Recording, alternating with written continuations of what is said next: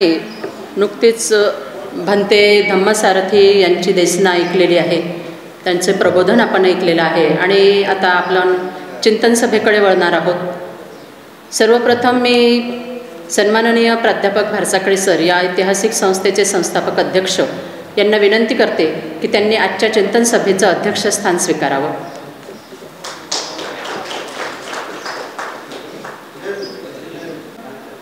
नागदेवे साहेब यांना विनंती करते की त्यांनी विचार मंचावर स्थानापन्न व्हावं। पुणेकर साहेब यांना विनंती करते की त्यांनी विचार मंचावर स्थानापन्न व्हावं।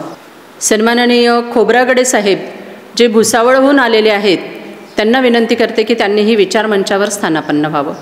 सन्माननीय खोब्रागडे साहेब प्रतिष्ठानची पाहणी करण्याकरता वरती गेलेले आहेत। भुसावळ येथून सन्माननीय पंकज घावरे साहेब जे रेल्वे विभागामध्ये कार्यरत आहेत। सन्माननीय सुदर्शन गवडी साहेब, वंदनाताई गवडी, खोब्रागडे साहेब, वंचिकाताई खोब्रागडे, सन्माननीय पी.के. गौतम साहेब, सन्माननीय वंचिकाताई गौतम ह्या सर्वांचं इथे आगमन झालेलं आहे। मी त्या सर्वांना विनंती करते की त्यांनी आपल्या आदर्शांना पुष्प अर्पण करावेत।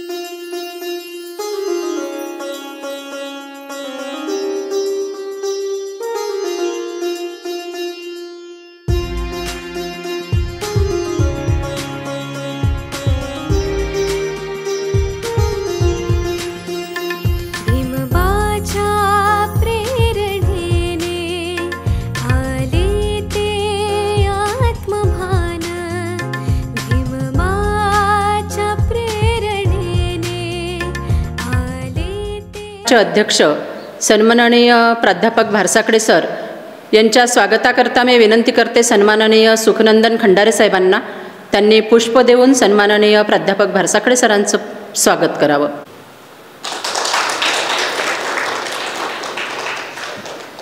सन्माननीय वासुदेवरावजी अंभोरे साहेबांना विनंती करते की त्यांनी विचार मंचावर उपस्थित सन्माननीय पुणेकर साहेब यांचं पुष्प देऊन स्वागत करावं।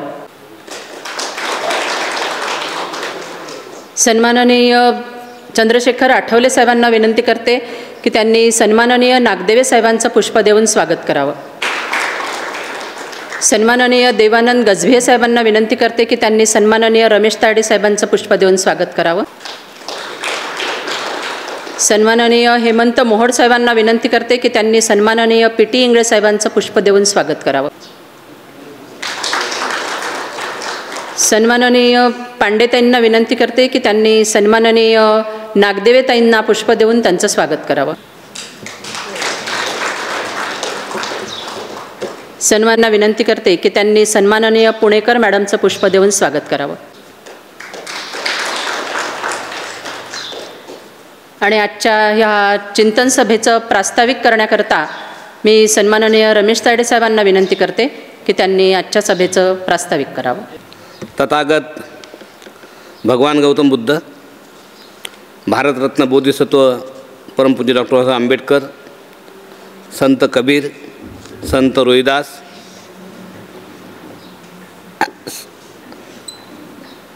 क्रांतिसूर्य महात्मा ज्योतिराव फुले, क्रांतिज्योती सावित्रीबाई फुले, शाहू महाराज, सुभेदार रामजी आंबेडकर, शिवाजी महाराज, राष्ट्रमाता जिजाऊ, अण्णाभाऊ साठे या सर्व महामानवांना मी त्रिवार वंदन करतो। डॉक्टर बाबासाहेब आंबेडकर बहुउद्देशीय उत्कर्ष प्रतिष्ठान या ऐतिहासिक संस्थेच्या वतीनं डॉक्टर बाबासाहेब आंबेडकरांनी दिलेल्या आदेशानुसार दर रविवारी या बुद्ध धम्म संस्कार सभागृहामध्ये चिंतन सभा, सत्कार समारंभ, प्रबोधनात्मक व्याख्यानं आपण या ठिकाणी आयोजित करतो। त्याप्रमाणे आजसुद्धा या ठिकाणी नागपूर येथील पूज्य भंते यांचं प्रवचन आता झालेलं आहे। या सभेचे अध्यक्ष आपल्या या प्रतिष्ठानचे शिल्पकार सुभेदार रामजी आंबेडकर उत्कर्ष अर्बन क्रेडिट कोऑपरेटिव्ह सोसायटीचे अध्यक्ष, समाज न्यायपत्राचे मुख्य संपादक, लँड डेव्हलपमेंट कंपनीचे प्रमुख आणि आपल्या सर्वांचे मार्गदर्शक आदरणीय प्राध्यापक मुकुंद भारसाखळे सर, आज या कार्यक्रमाला प्रमुख अतिथी म्हणून माननीय पुणेकर साहेब, डॉक्टर अशोक डॉक्टर नागदेवे साहेब, माजी पोलीस अधिकारी PT इंगळे साहेब, पुणेकर ताई, नागदेवे ताई आणि उपस्थित माझ्या सर्व बंधू आणि भगिनींनो, डॉक्टर बाबासाहेब आंबेडकर बहुउद्देशीय उत्कर्ष प्रतिष्ठान ही ऐतिहासिक संस्था बाबासाहेबांनी दिलेल्या आदेशाचं तंतोतंत पालन करत आहे. आज आपल्याला माहीत आहे, सरकारचा एकही पैसा न घेता समाजाच्या बलबुत्यावर जवळपास 70-80 कोटीचं काम, आपला विकास आपण करू शकतो या उद्देशानं झालेला आहे. आणि अहोरात्र यासाठी आदरणीय प्राध्यापक मुकुंद भारसागळे सर यांनी संपूर्ण महाराष्ट्र पिजून कमीत कमी 10 ते 20 हजार डेमो एक तासाचे आपल्या समाजाच्या उन्नतीसाठी आपण एकत्र आलो पाहिजे, संघटित झालो पाहिजे आणि आपला विकास केला पाहिजे, हे मुख्य ध्येय ठेवून कंटिन्यू 20 वर्षापासून हे काम हाती घेतलेलं आहे. आणि आज हे 4 मजली डॉक्टर बाबासाहेब आंबेडकर प्रबोधन भवन आपल्याला सुव्यवस्थित दिसत आहे. आज पूर्ण देशाचं लक्ष, पूर्ण राज्याचं लक्ष या प्रतिष्ठानकडे लागलेलं आहे. आता पूज्य म्हणते या ठिकाणी आले, त्यांनी कर्तृत्व याच्यावर जोर दिलं. कर्तृत्व, कारण बाकी भाषणं देतात, प्रबोधन करतात आणि काहीच करत नाही, याला नाही. परंतु या ठिकाणी आदरणीय प्राध्यापक मुकुंद भारसागळे सर याच्या अथक परिश्रमातून, अतिशय विद्वतेतून आणि कष्टातून आज हे भव्य असं 4 मजली इमारत या ठिकाणी निर्माण झाली. हे पहिलं बुद्ध धम्म संस्कार सभागृह आहे. समोर डॉक्टर बाबासाहेब आंबेडकरांचा भव्य 25 फुटाचा पुतळा, त्यावर 2 हत्ती आणि संविधान आणि चक्र, अशोक चक्र लावलेलं आपल्याला दिसते आहे. दुसऱ्या मजल्यावर doctor Babasaheb Ambedkar college of journalism सुरू झालेलं आहे. बाजूला आपल्या विश्रामगृह तयार झालेलं आहे. वरच्या मजल्यावर देशात नाही एवढं मोठं राष्ट्रभूषण ग्रंथालय की ज्यामध्ये 2-3 करोडचे ग्रंथ, हजारो विद्यार्थी रात्रंदिवस अभ्यास करतील अशी व्यवस्था केलेली आहे. आणि 4थ्या मजल्यावर जवळपास 60-70 फूट उंचीवर या देशातही नाही एवढं ध्यान साधना केंद्र निर्माण झालेलं आहे. बाजूला लॉर्ड बुद्धा पार्क 20,000 स्क्वेअर फूटचा, साईडला मातोश्री रमाबाई आंबेडकर यांचं प्रबोधन भवन की ज्या ठिकाणी 200 विद्यार्थी MPSC UPSCचे जे रात्रंदिवस अभ्यास करतील त्या मुलांच्यासाठी विनामूल्य भोजन आणि विनामूल्य निवास यासाठी 4 मजली रमाबाई आंबेडकर प्रबोधन भवन बांधणं सुरू आहे. त्याचा दुसरा मजला सुरू आहे. साईडलाच अशोका एंटरप्राइजेस, कारण आपण व्यवसाय करून राहिलो. कारण आता लोक, आपली मंडळी एवढा दान देत नाही, एवढा पैसा दान आपण म्हणतो, पण दान आपली मंडळी अजूनही देत नाही.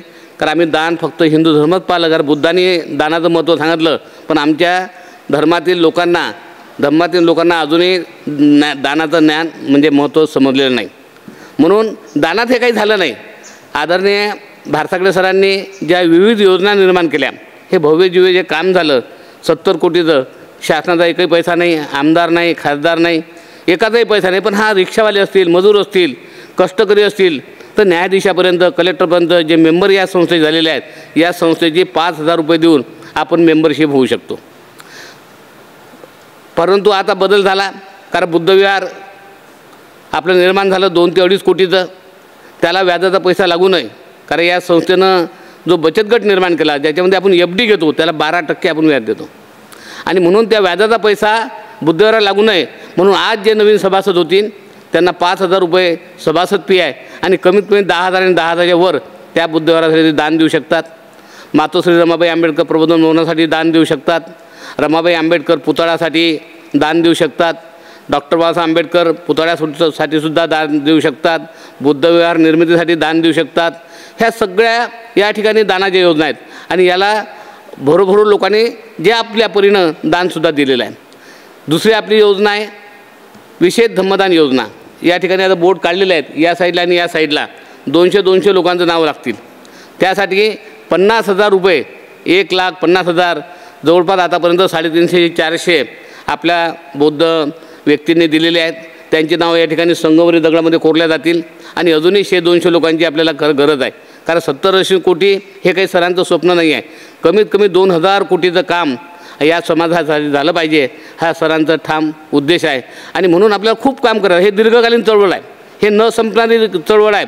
कारण या संस्थेच्या वतीनं आता महाविद्यालय सुरू झालं, नर्सिंग कॉलेज सुरू झालं, थोड्या दिवसात मेडिकल कॉलेज, इंजिनिअरिंग कॉलेज, मोठ्या मोठ्या आपल्या शैक्षणिक संस्था, वसतिगृह हे आपले सुरू होत आहेत. आणि त्यासाठी आपल्या जागा घेणं सुरू आहेत. या संस्थेच्या 200 एकर जी शेती आहे, सहकार शेती, हा व्यवसायसुद्धा आपल्याला सुरू करायचा आहे, फुलबाग. आणि याच्यातून जो आपल्याला इन्कम मिळणार आहे, या इन्कममधून आपल्या बौद्ध समाजाचे दारिद्र्यरेषेच्या आत लोक आहेत, ज्यांना आजही घर नाही आहे, ज्यांच्या मुलाचं शिक्षणाची सोय नाही, त्या मुलांचं शिक्षण करायचं आहे, त्यांना घर बांधून द्यायचं आहे, त्यांना पोटभर अन्न मिळालं पाहिजे, हा याचा उद्देश आहे. आणि म्हणून आम्ही आपल्या सगळ्या बौद्ध बांधवांना विनंती करतो की आज बाबासाहेब तुमचा विकास करायला येणार नाही. जे झालं ते आम्हाला मिळालं. आता भंतेजींनी फार सुंदर प्रवचन केलं की जो बाबासाहेबाचा विचार आहे तोच या देशातली मंडळी संपवायला निघालेली आहे. कारण बाबासाहेबामुळे आज आम्ही जे घास खातो ते बाबासाहेबामुळे, नाही तर आम्हाला काय आमची हालत. आताही त्यांनी सांगितलं की राजस्थानमध्ये आजही नाल्याचं वाहून पाणी येते. जे ठाकूर मंडळी आहे, उच्चवर्णीय मंडळी आहे, आजही दलितांना, अछूत लोकांना पिण्याचं पाणी मिळत नाही. त्या नाल्याचं पाणी वाहत येते, ते पाणी आपले लोक पकडतात आणि ते गरम करून ते पितात. म्हणजे हे किती मोठी अवस्था आहे. स्वातंत्र्याच्या 70 वर्षानंतर आज जर आमच्या भारत देशामध्ये जर हे होत असेल बाबासाहेबांनी जन्म घेऊन, तर पुढे काय होणार आहे. आम्हाला गुलाम करण्याचं चालू आहे. पण माझ्या बंधूंनो, आपण वेळीच सतर्क करा, आपला विकास करा. या प्रतिष्ठानच्या ज्या योजना आहेत त्याच्यामध्ये सहभागीच आपण व्हा. कारण आतापर्यंत या संस्थेवतीनं डॉक्टर बाबासाहेब आंबेडकर टोलीजंग बँक निर्माण करायचं आहे आणि त्याची सुरुवातसुद्धा झालेली आहे. सुरुवात सुभेदार रामजी आंबेडकर उत्कर्ष अर्बन क्रेडिट कोऑपरेटिव्ह सोसायटी ही पतसंस्था आपली नोंदणी झाली आणि एका वर्षामध्ये त्याला बी वर्ग कधी मिळत नाही, तोट्यात असतात. पण कमीत कमी एकाच वर्षामध्ये आपल्याला 11 लाख रुपये नफा झाला. हे दुसरं वर्ष आहे. यावर्षी आपला 25 लाख रुपये नफा झाला आपल्या पतसंस्थेला. आणि जवळपास 10 कोटीचे FD आपल्या पतसंस्थेमध्ये आहे. त्याचे 4000 शेअर होल्डर आहेत. आणि या ठिकाणी बसलेले माझे सगळे जे बंधू असतील, मी सगळ्यांना विनंती करेल की आपला पैसा भांडवलदाराच्या बँकेत न ठेवता विश्वास ठेवा. मागेल त्याला 24 तासात तुम्ही केव्हाही पैसा मागा, तुमचा पैसा तुम्हाला आमचा प्रतिनिधी तुमच्या घरपोच आणून देते. कारण बँक ATM सगळे फेल पडलेले आहेत. आणि म्हणून आज ज्या मंडळींनी या ठिकाणी जवळपास 60-70 कोटी रुपये FDमध्ये दिलेले आहेत, कोणाचे 1 कोटी आहे, कोणाचे 50 लाख आहेत, कोणाचे 25 लाख आहेत, कोणाचे 10 लाख आहेत, तर विश्वास आहे त्यांनी कधीही फोन करा. अर्ध्या रात्री त्यांचे पैसे त्यांच्या घरी नेले जातात. आणि म्हणून माझी तुम्हाला कळकळीची विनंती की आपल्या समाजाचा विकास करायचा आहे. कारण अजूनही दारिद्र्य संपले नाही. भंतेजींचं प्रवचन तुमच्या लक्षात येईल. आजही आम्ही गुलाम आहोत. गुलामीकडे आम्हाला वाटचाल चालू आहे. देशात तुम्ही सगळं सरकार आता तुमचं शिक्षण बंद करत आहे. SC STला शिकून काय म्हणते त्याला साहेब करायचं अनेक भाग आहेत. तुम्ही व्हॉट्सअपच्या माध्यमातून सगळं बघताय. म्हणून आदरणीय भारसागळे सरांनी हा जो एक मोठा प्रयत्न आपल्या हाती घेतलेला आहे की आपला विकास आपण केला पाहिजे. आता बाबासाहेबांच्या आदेशाचं पालन आम्ही करतो की नाही आपण स्वतःला विचारलं पाहिजे.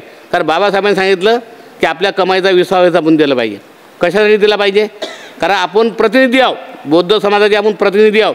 आणि या प्रतिनिधीचं कर्तव्य आहे की जे 95% किती 5% लोकांना नोकऱ्या मिळाल्या, 95% लोक अजूनही नोकरीविना आहेत, त्यांची कोणतीच व्यवस्था नाही, तर त्यांना आपल्या बरोबरीत आणायचं आहे. आणि त्यासाठी आम्ही जे शिकले सवरले लोक आहोत, ज्यांनी आम्ही आरक्षण घेतलं, बाबासाहेबांच्या आरक्षणाचा फायदा घेतला, आम्ही मोठ्या मोठ्या हुद्द्यावर आहोत, यांनी आपल्या कमाईचा 20 हिस्सा दिला पाहिजे. या देशातली ही पहिली संस्था आहे. या ठिकाणी जवळपास 50 ते 60 कर्मचारी आहेत. आणि हे 60-70 कर्मचारी आपला पगार झाला की आपल्या कमाईचा 20 देतात आणि या ठिकाणी बाबासाहेबांच्या आदेशाचं पालन करतात. आणि मी कळकळीची सगळ्यांना विनंती करतो, ते सेवानिवृत्त असतील, ते नोकरीवाले असतील, ते मजूर असतील, ते व्यावसायिक असतील, 100तले 5 रुपये सर नेहमी सांगतात, जर तुम्ही 100तले 5 रुपये जर आपल्या समाजासाठी दिले असते तर आज काय झालं असतं परिस्थिती. प्रत्येक जिल्ह्यात 800-1000 कोटीच्या बिल्डिंगा उभ्या राहिल्या असत्या, शाळा महाविद्यालय राहिले असते आणि आपली झोपडपट्टी निर्मूलन झालं असतं. पण आम्ही बाबासाहेबांच्या आदेशाकडे पूर्ण दुर्लक्ष करतो. तर माझी तुम्हाला कळकळीची विनंती आहे की हा काळ वैराचा आहे. दुर्लक्ष करून चालणार नाही, झोपून चालणार नाही, झोपेचं सोंग घेऊन चालणार नाही. तुम्ही जागृत राहा. कारण फार थोड्या दिवसामध्ये आपल्यावर गुलामी लादण्याचे प्रयत्न सुरू आहेत. आणि म्हणून आम्हाला जर आमचा विकास करायचा असेल, आमच्या बहुजनांचा विकास करायचा असेल, तर आपल्या कमाईचा 20 हिस्सा दिला पाहिजे. दर रविवारी बुद्धवंदनेला बुद्धविहारात गेलो पाहिजे आणि 22 प्रतिज्ञेचं पालन केलं पाहिजे. हे बाबासाहेबांनी सांगितलं, हे मी काही सांगत नाही. आणि म्हणून मी बघतो आहे अनेक रविवारी मी सांगतो की बा आपल्या हा हॉल गच्च भरायला पाहिजे. कारण तुम्ही मस्जिदमध्ये जा, लोकांना बसायला जागा नसते. ज्या तुम्ही हिंदू धर्माच्या प्रवचनाला जा, तो काहीच सांगत नाही, काय म्हणते ते त्याला समजत नाही. तर ती लाखांना लोक असतात, 15,000-75,000 लेडीज असतात. आमच्या लेडीजही वेळ काढत नाही, आमचे जेंट्सही वेळ काढत नाही. की एवढा मोठा बुद्धाचा विचार या ठिकाणी सांगितला जाते. बुद्धाच्या विकासाच्या योजना या ठिकाणी सांगितल्या जातात. आपल्या समाजाच्या उत्कर्षाच्या योजना सांगितल्या जातात. त्या ठिकाणीसुद्धा आमचे लोक डोळे झाक करतात. आणि बाबासाहेबांनी रविवार हा बुद्धविहार त्यासाठी दिला, तुम्हाला फक्त खाण्यापिणे मौजसाठी दिला नाही. म्हणून माझी कळकळीची विनंती आहे, कारण हा व्हिडिओ पूर्ण देशाच्या बाहेर जाते. माझे सगळे बांधव ऐकत आहेत आणि माझ्या बांधवांना माझी सगळ्यांना विनंती आहे की आपण दर रविवारी बुद्धविहारात गेलोच पाहिजे. आपल्या कमाईचा 20 पैसा दिला पाहिजे, पंचशिलाचं पालन केलं पाहिजे आणि 22 प्रतिज्ञेचं पालन केलं पाहिजे, तरच आपली प्रगती होईल. अन्यथा आपली प्रगती होणार नाही. आणि या प्रतिष्ठानसारखे आज या ठिकाणी हे 4 मजली भव्य प्रतिष्ठान आहे. कारण या प्रतिष्ठानचं साईडला गोरेगाव रोडवर 3 एकर शेती घेतलेली आहे. आता भव्य आपली डॉक्टर मंडळींची मीटिंग चालू आहे. ते जिल्ह्यातले जेवढे काही MD डॉक्टर्स आहेत, मोठे मोठे डॉक्टर्स आहेत, ते सगळे डॉक्टर मंडळी या ठिकाणी मागच्या रविवारी आले. आणि त्यांनी कारण आपलं हॉस्पिटलचं काम चालू होऊन राहिलं. कारण 3 एकर जागेवर 1 एकरावर रेवती आधार गृह आणि दुसऱ्या बाजूला 1 एकरावर आपलं मल्टीपेशी हॉस्पिटल.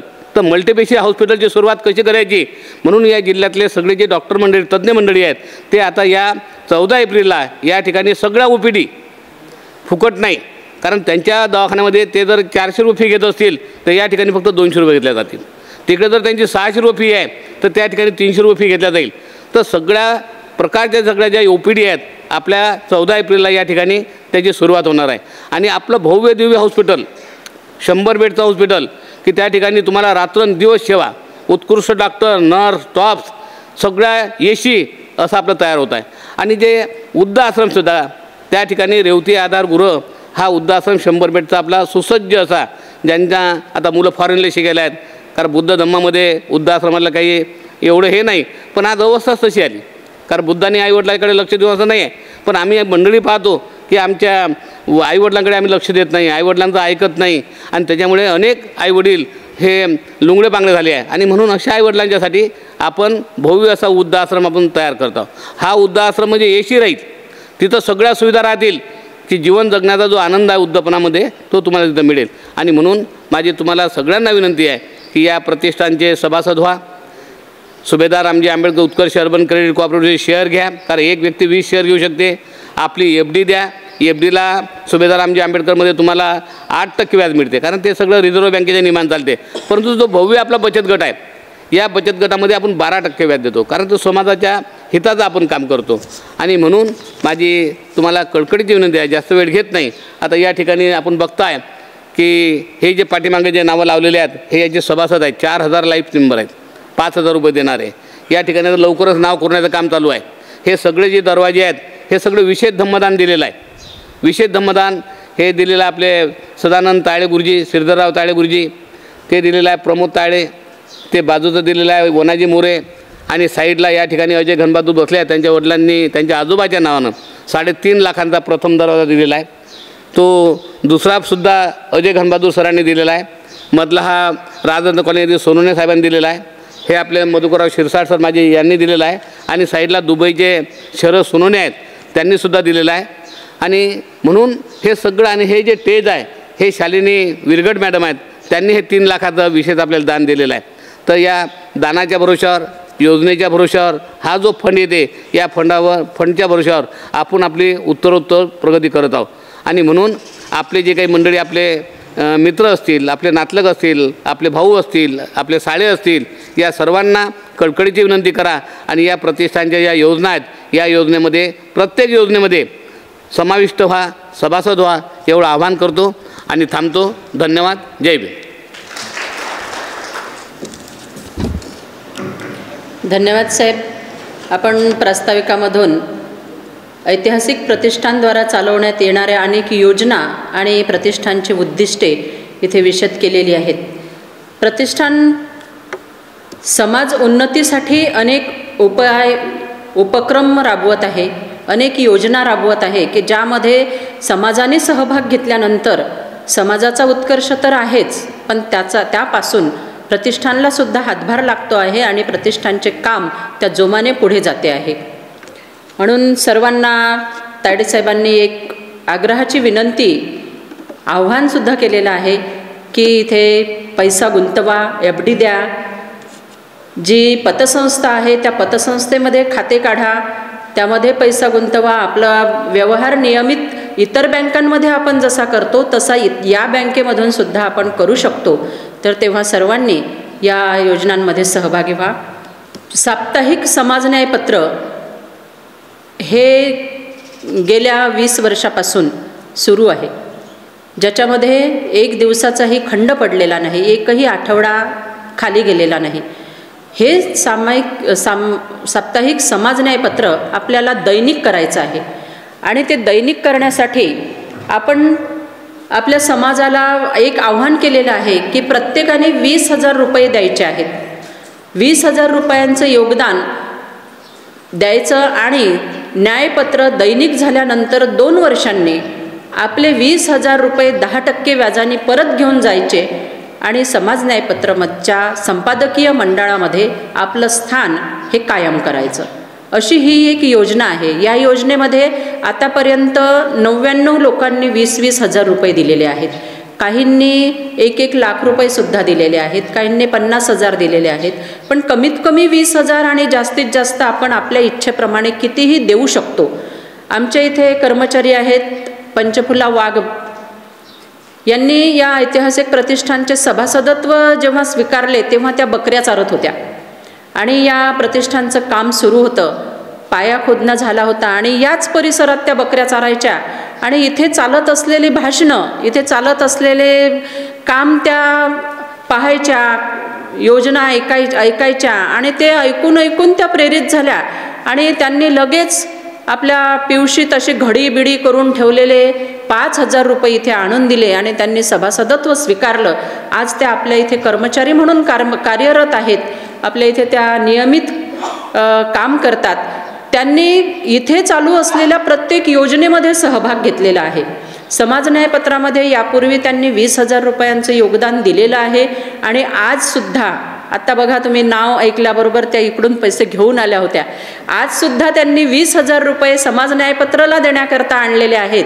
परंतु ते त्यांच्या मुलीच्या नावाने ते देत आहेत. लक्ष्मी काशीराम वाघ यांच्या नावाने त्यांनी आज 20,000 रुपये आणलेले आहेत. मी सन्माननीय रमेश तायडे साहेब, सन्माननीय PT इंगळे साहेब आणि विचार मंच यांना विनंती करते की त्यांनी सन्माननीय पंचफुलाताई वाघ यांच्याकडून साप्ताहिक समाज न्यायपत्रासाठी 20,000 रुपयांचं योगदान स्वीकारावं. सन्माननीय पंचफुलाताई वाघ आणि संपूर्ण वाघ परिवाराचे ऐतिहासिक प्रतिष्ठानद्वारा मी हार्दिक अभिनंदन करते, आभार व्यक्त करते आणि आपणाला सुद्धा एक असे आव्हान करते की आपणही साप्ताहिक समाज न्यायपत्र हे दैनिक होण्याकरता आपणही या योजनेमध्ये सहभागी व्हावं आणि 20,000 रुपयांचं कमीत कमी आणि आपल्या इच्छेप्रमाणे आपण जेवढे जास्तीत जास्त देऊ इच्छिता तेवढं योगदान देऊन यामध्ये सहभागी व्हावं, सहकार्य करावं. आपल्याकडे सन्माननीय पुणेकर साहेब आलेले आहेत आणि पुणेकर साहेब हे मध्य प्रदेश लोकसेवा आयोगमध्ये डेप्टी कंट्रोलर आहेत. अभिमान वाटतो खूप. आपले पदाधिकारी अधिकारी जेव्हा अशा मोठ्या पदावर असतात तेव्हा सांगतानाही खूप अभिमान वाटतो. मी सन्माननीय पुणेकर साहेबांना विनंती करते की त्यांनी आपले विचार व्यक्त करावेत.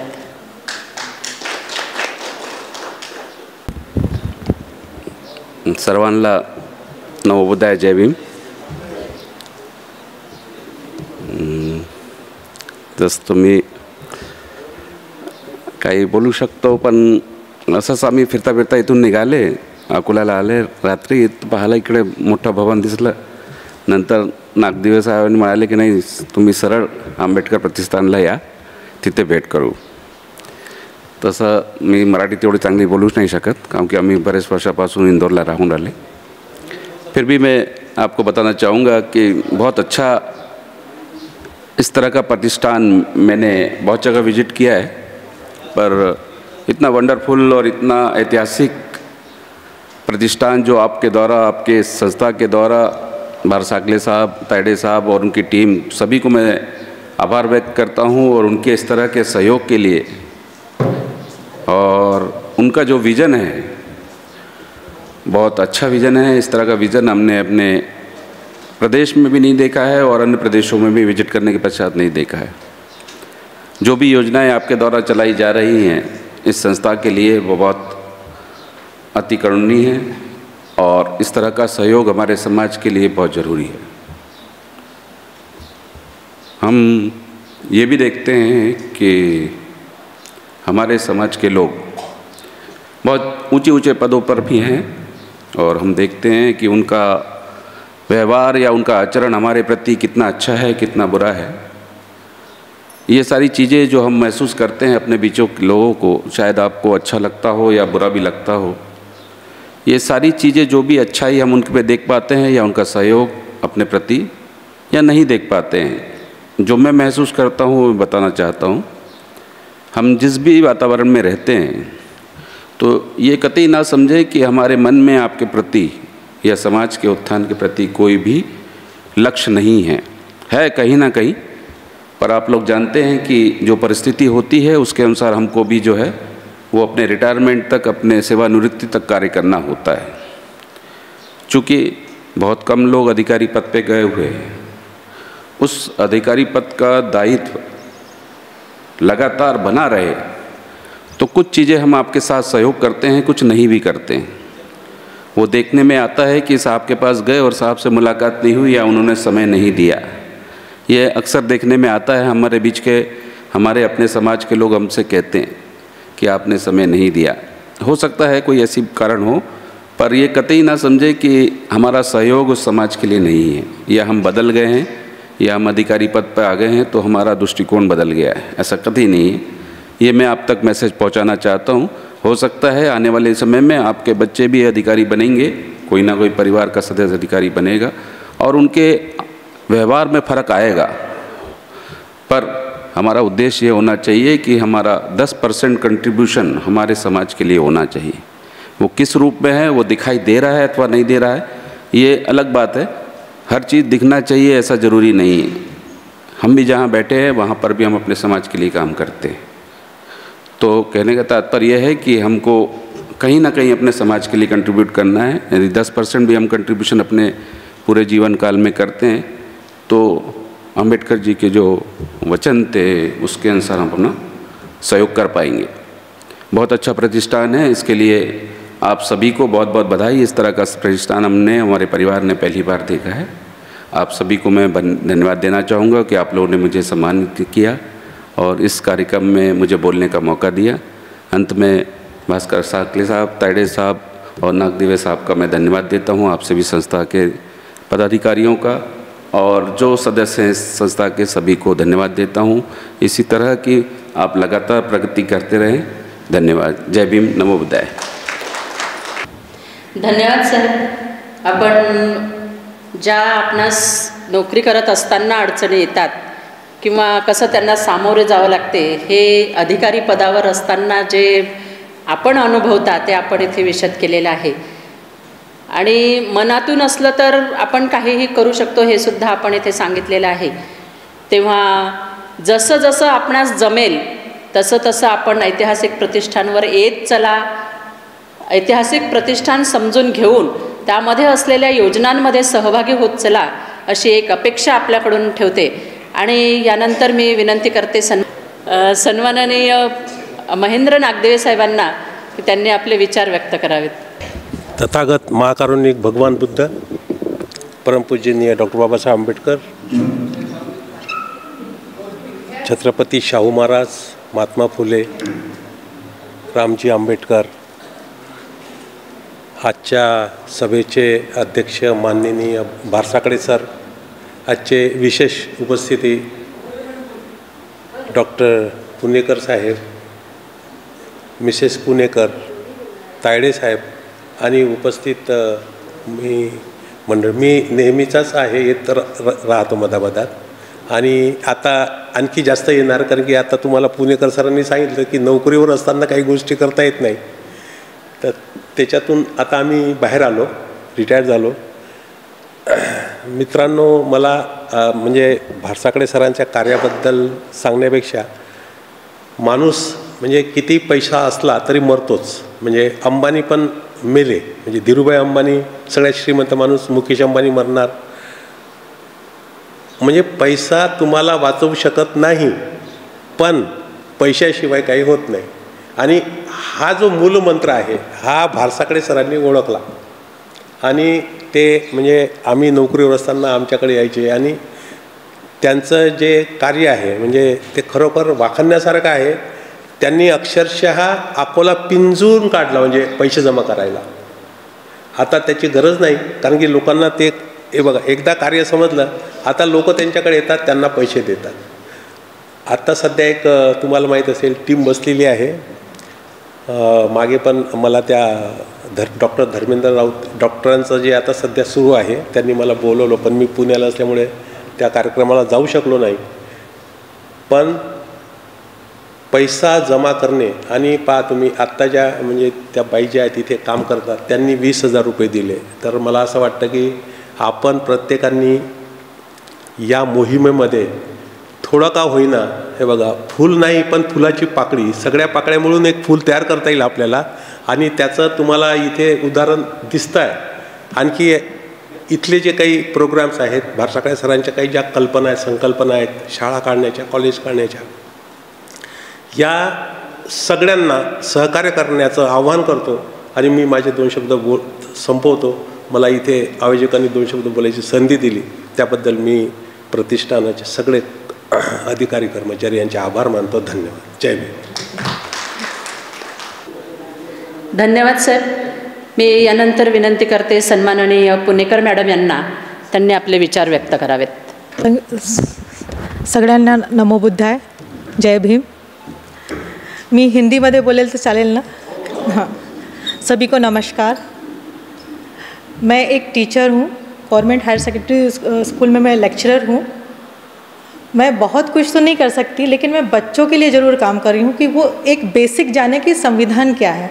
मैं ये समझती हूँ कि अगर बच्चा इतना भी सीख जाए मेरी तरफ से तो मेरा कर्तव्य पूरा होता है. बाकी वो फिर खुद समझदार हो जाएगा, चाहे फिर वो बच्चा किसी भी कास्ट का बच्चा, स्टूडेंट तो स्टूडेंट होता है. तो इसके लिए मैं उनको जैसे कुछ प्रोग्राम्स होते हैं तो उसमें मैंने संविधान पे एक नृत्य करवाया था और एक कविता है वो करवाई थी, जिससे कि बच्चों में क्यूरियोसिटी जागी कि वो संविधान क्या है, मौलिक अधिकार क्या है. बच्चों को ऐसे याद नहीं होते हैं.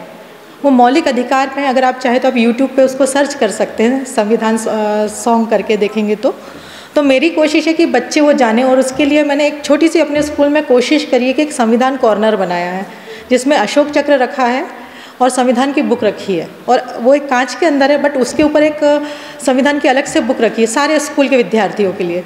और उस पर लिखा है मुझे पढ़ो और मुझे जानो. तो बच्चों को वो राइट है कि वो संविधान की बुक उठा के पढ़ सकें. और उनको क्लास में जाके समझाते हैं. जब कई बार बहुत सारे क्वेश्चंस ऐसे आते हैं बच्चों के कि ये क्या है, हमको क्या मतलब. मैंने कहा आप उसको पढ़िए, किसी भी प्रश्न को आप सुन के मत करिए, आप खुद जानिए. तो बच्चे पढ़ते हैं और वो समझते हैं कि संविधान क्या है. इवन मौलिक अधिकार नहीं मालूम बच्चों को. क्लास 7th में एक NCERT की हिस्ट्री की बुक में अपने को भगवान बुद्ध है, कोई पूरा उनके बारे में है, धम्म के बारे में कि उनने कैसे प्राप्त किया. छोटा सा चैप्टर है, बच्चों को प्रॉपरली वो बताती हूँ, समझाती हूँ. तो मेरी ऐसी ही कोशिश है कि मैं ऐसा काम करूँ जिससे कि हमारा बेस है वो जाने. मैं बहुत ज़्यादा बड़े रूप में तो नहीं जा सकती, लेकिन मेरी ये छोटी सी कोशिश है. और अगर आप चाहें तो उस तरह की कोशिश आप देख सकते हैं और उस समाज में क्या बच्चों में कर सकते हैं. धन्यवाद. धन्यवाद मॅडम. आपण जे सांगितलं आहे, आपण म्हणतात की ते खूप मोठं नाही, ते खूप मोठं आहे मॅडम. कारण संविधान तुम्ही जे विद्यार्थ्यांच्या गळी उतरवताय यापेक्षा मोठं काम कोणतंच नाही.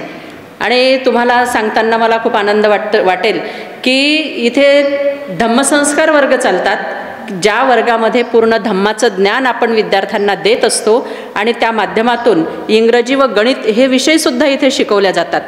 जेव्हापासून प्रतिष्ठानची निर्मिती झालेली आहे अगदी तेव्हापासूनच आदरणीय प्राध्यापक भारसाकडे सरांनी विद्यार्थी हा इथे केंद्रबिंदू मानलेला आहे आणि त्यामुळे विद्यार्थ्यांसाठी, विद्यार्थ्यांच्या हितासाठी इथे जास्त योजना आखल्या जातात. त्यांच्यासाठी कराटे वर्ग असतात, लेझिम वर्ग असतात, इतरही त्यांना जे जे आवश्यक असेल ते सगळं इथून पुरवल्या जाते. आणि आपण जर इथे येऊन विद्यार्थ्यांना संविधानाबद्दल मार्गदर्शन करत असाल तर आम्हाला अतिशय आनंद होईल. यापेक्षा आणखी काय सांगू शकणार नाही. यानंतर मी विनंती करते सन्माननीय नागदेवे मॅडम यांना, त्यांनी आपले विचार व्यक्त करावेत. सगळ्यांना जय भीम. मला फक्त एवढंच सांगायचं आहे, आपले जे लहान मुलं आहेत घरी, आता प्रत्येकाच्या दुसऱ्या जातीमध्ये, इतर जातीमध्ये काय होतं की त्यांचे जे काही संस्कार असतात ते त्यांना लहानपणापासून शिकवतात. आपल्या मुलांना जर आपण लहानपणापासून आपली साधी त्रिशरण पंचशील शिकवलं तरी म्हणजे भरपूर असतं. कारण माहिती आहे का, काही गोष्टी अशा असतात की आपल्या मुलांना साधं त्रिशरण पंचशील येत नाही, बहुतेक मुलांना येत नाही. तर आपण घरी समजा आपल्या मुलांना संस्कार देताना आपण तर देतोच, पण घरच्या घरी जर आपण भगवान बुद्धाला, बाबासाहेबाला दररोज अगरबत्ती लावली, त्यांची प्रार्थना घेतली, कुठलंही परीक्षेला जाताना किंवा शाळेत जाताना किंवा कुठलंही काम करताना त्यांना आपण हे आपले संस्कार शिकवले तर हे जे आहे आपलं भगवान बुद्धाचं किंवा बाबासाहेबाचं जे आहे ते सगळं म्हणजे लहानपणापासूनच त्यांना समजायला लागेल. बाकी सांगायचं म्हणजे आता संविधानाबद्दल तर सगळ्यांना माहीतच आहे, काय आहे आपले मौलिक अधिकार, आपले अधिकार आहेत जे आहेत ते सगळं आपल्याला सगळ्यांना माहीतच आहे. मला काही जास्त बोलायची सवय नाही आहे, त्याच्यामुळे मी काही जास्त बोलू शकत नाही. पण हे आपल्या घरच्या मुलांबद्दलच मला एवढं सांगायचं आहे की आपल्या मुलांना आपण चांगले जर सवयी लावल्या भगवान बुद्धाच्या किंवा आपल्या धम्माच्या, तर आपण पुढे त्यांचं म्हणजे भाग्य उजळू शकेल किंवा ते पण पुढे कामं करू शकतील. आयोजकांनी मला बोलण्याची संधी दिली, एवढे बोलून मी माझे 2 शब्द संपवते. जय भीम. धन्यवाद मॅडम. आत्ताच आपल्याला सांगण्यात आलं आहे, आत्ताच आपणास सांगण्यात आलेलं आहे की वरती एक डॉक्टर लोकांची मीटिंग सुरू आहे. आपण प्रतिष्ठानद्वारा अनेक संकल्पित उद्दिष्ट आहे, त्यामध्ये आपण मल्टीस्पेशालिटी हॉस्पिटल इथे उभारणार आहोत, ज्याकरता आपण गोरेगावला 3 एकर शेती विकत घेतलेली आहे. तायडे साहेबांनी आपल्याला प्रास्ताविकामधून सांगितलं आहे. त्या ठिकाणी आपण अनेक आपले जे डॉक्टर आहेत त्यांची नियुक्ती करणार आहोत. मग त्याची सुरुवात आपण प्रतिष्ठानपासूनच करणार आहोत आणि म्हणून पुढच्या रविवारपासून आपल्या इथे OPD सुरू होणार आहे, जिथे स्त्रीरोग तज्ज्ञ, बालरोग तज्ज्ञ, अस्थिरोग तज्ज्ञ, न्यूरोसर्जन असे विविध तज्ज्ञ डॉक्टर लोक, तज्ज्ञ डॉक्टर मंडळी जी की आपल्या अकोल्यामध्ये उपलब्ध आहेत, ते सर्व मंडळी आपल्या इथे आलेली आहे. मागच्या रविवारीसुद्धा त्यांनी एक मीटिंग इथे घेतली, आजसुद्धा त्यांची वरती मीटिंग सुरू आहे आणि पुढच्या रविवारपासून इथे OPD सुरू होणार आहे. तेव्हा आपल्याला अकोल्यामध्ये असं आहे की रविवारी दवाखाने बंद असतात. आता इथे प्रतिष्ठानवर रविवारी OPD सुरू होणार आहे म्हटल्यानंतर आपल्याला आता आपल्या आरोग्याची काळजी राहिली नाही. 6 दिवस तर तिकडे दवाखाने उघडे सुरू असतातच, परंतु रविवारीसुद्धा आपल्याला इथे सेवा मिळणार आहे आणि बाहेर जी फी आहे त्यापेक्षा अर्ध्या फीमध्ये आपल्याला इथे तपासणी आणि योग्य आरोग्यविषयक मार्गदर्शन इथे मिळणार आहे. या संधीचा सर्वांनी लाभ घ्यायचा आहे आणि या मल्टीस्पेशालिटी हॉस्पिटलची इमारत आपल्याला बांधकाम करायचं आहे.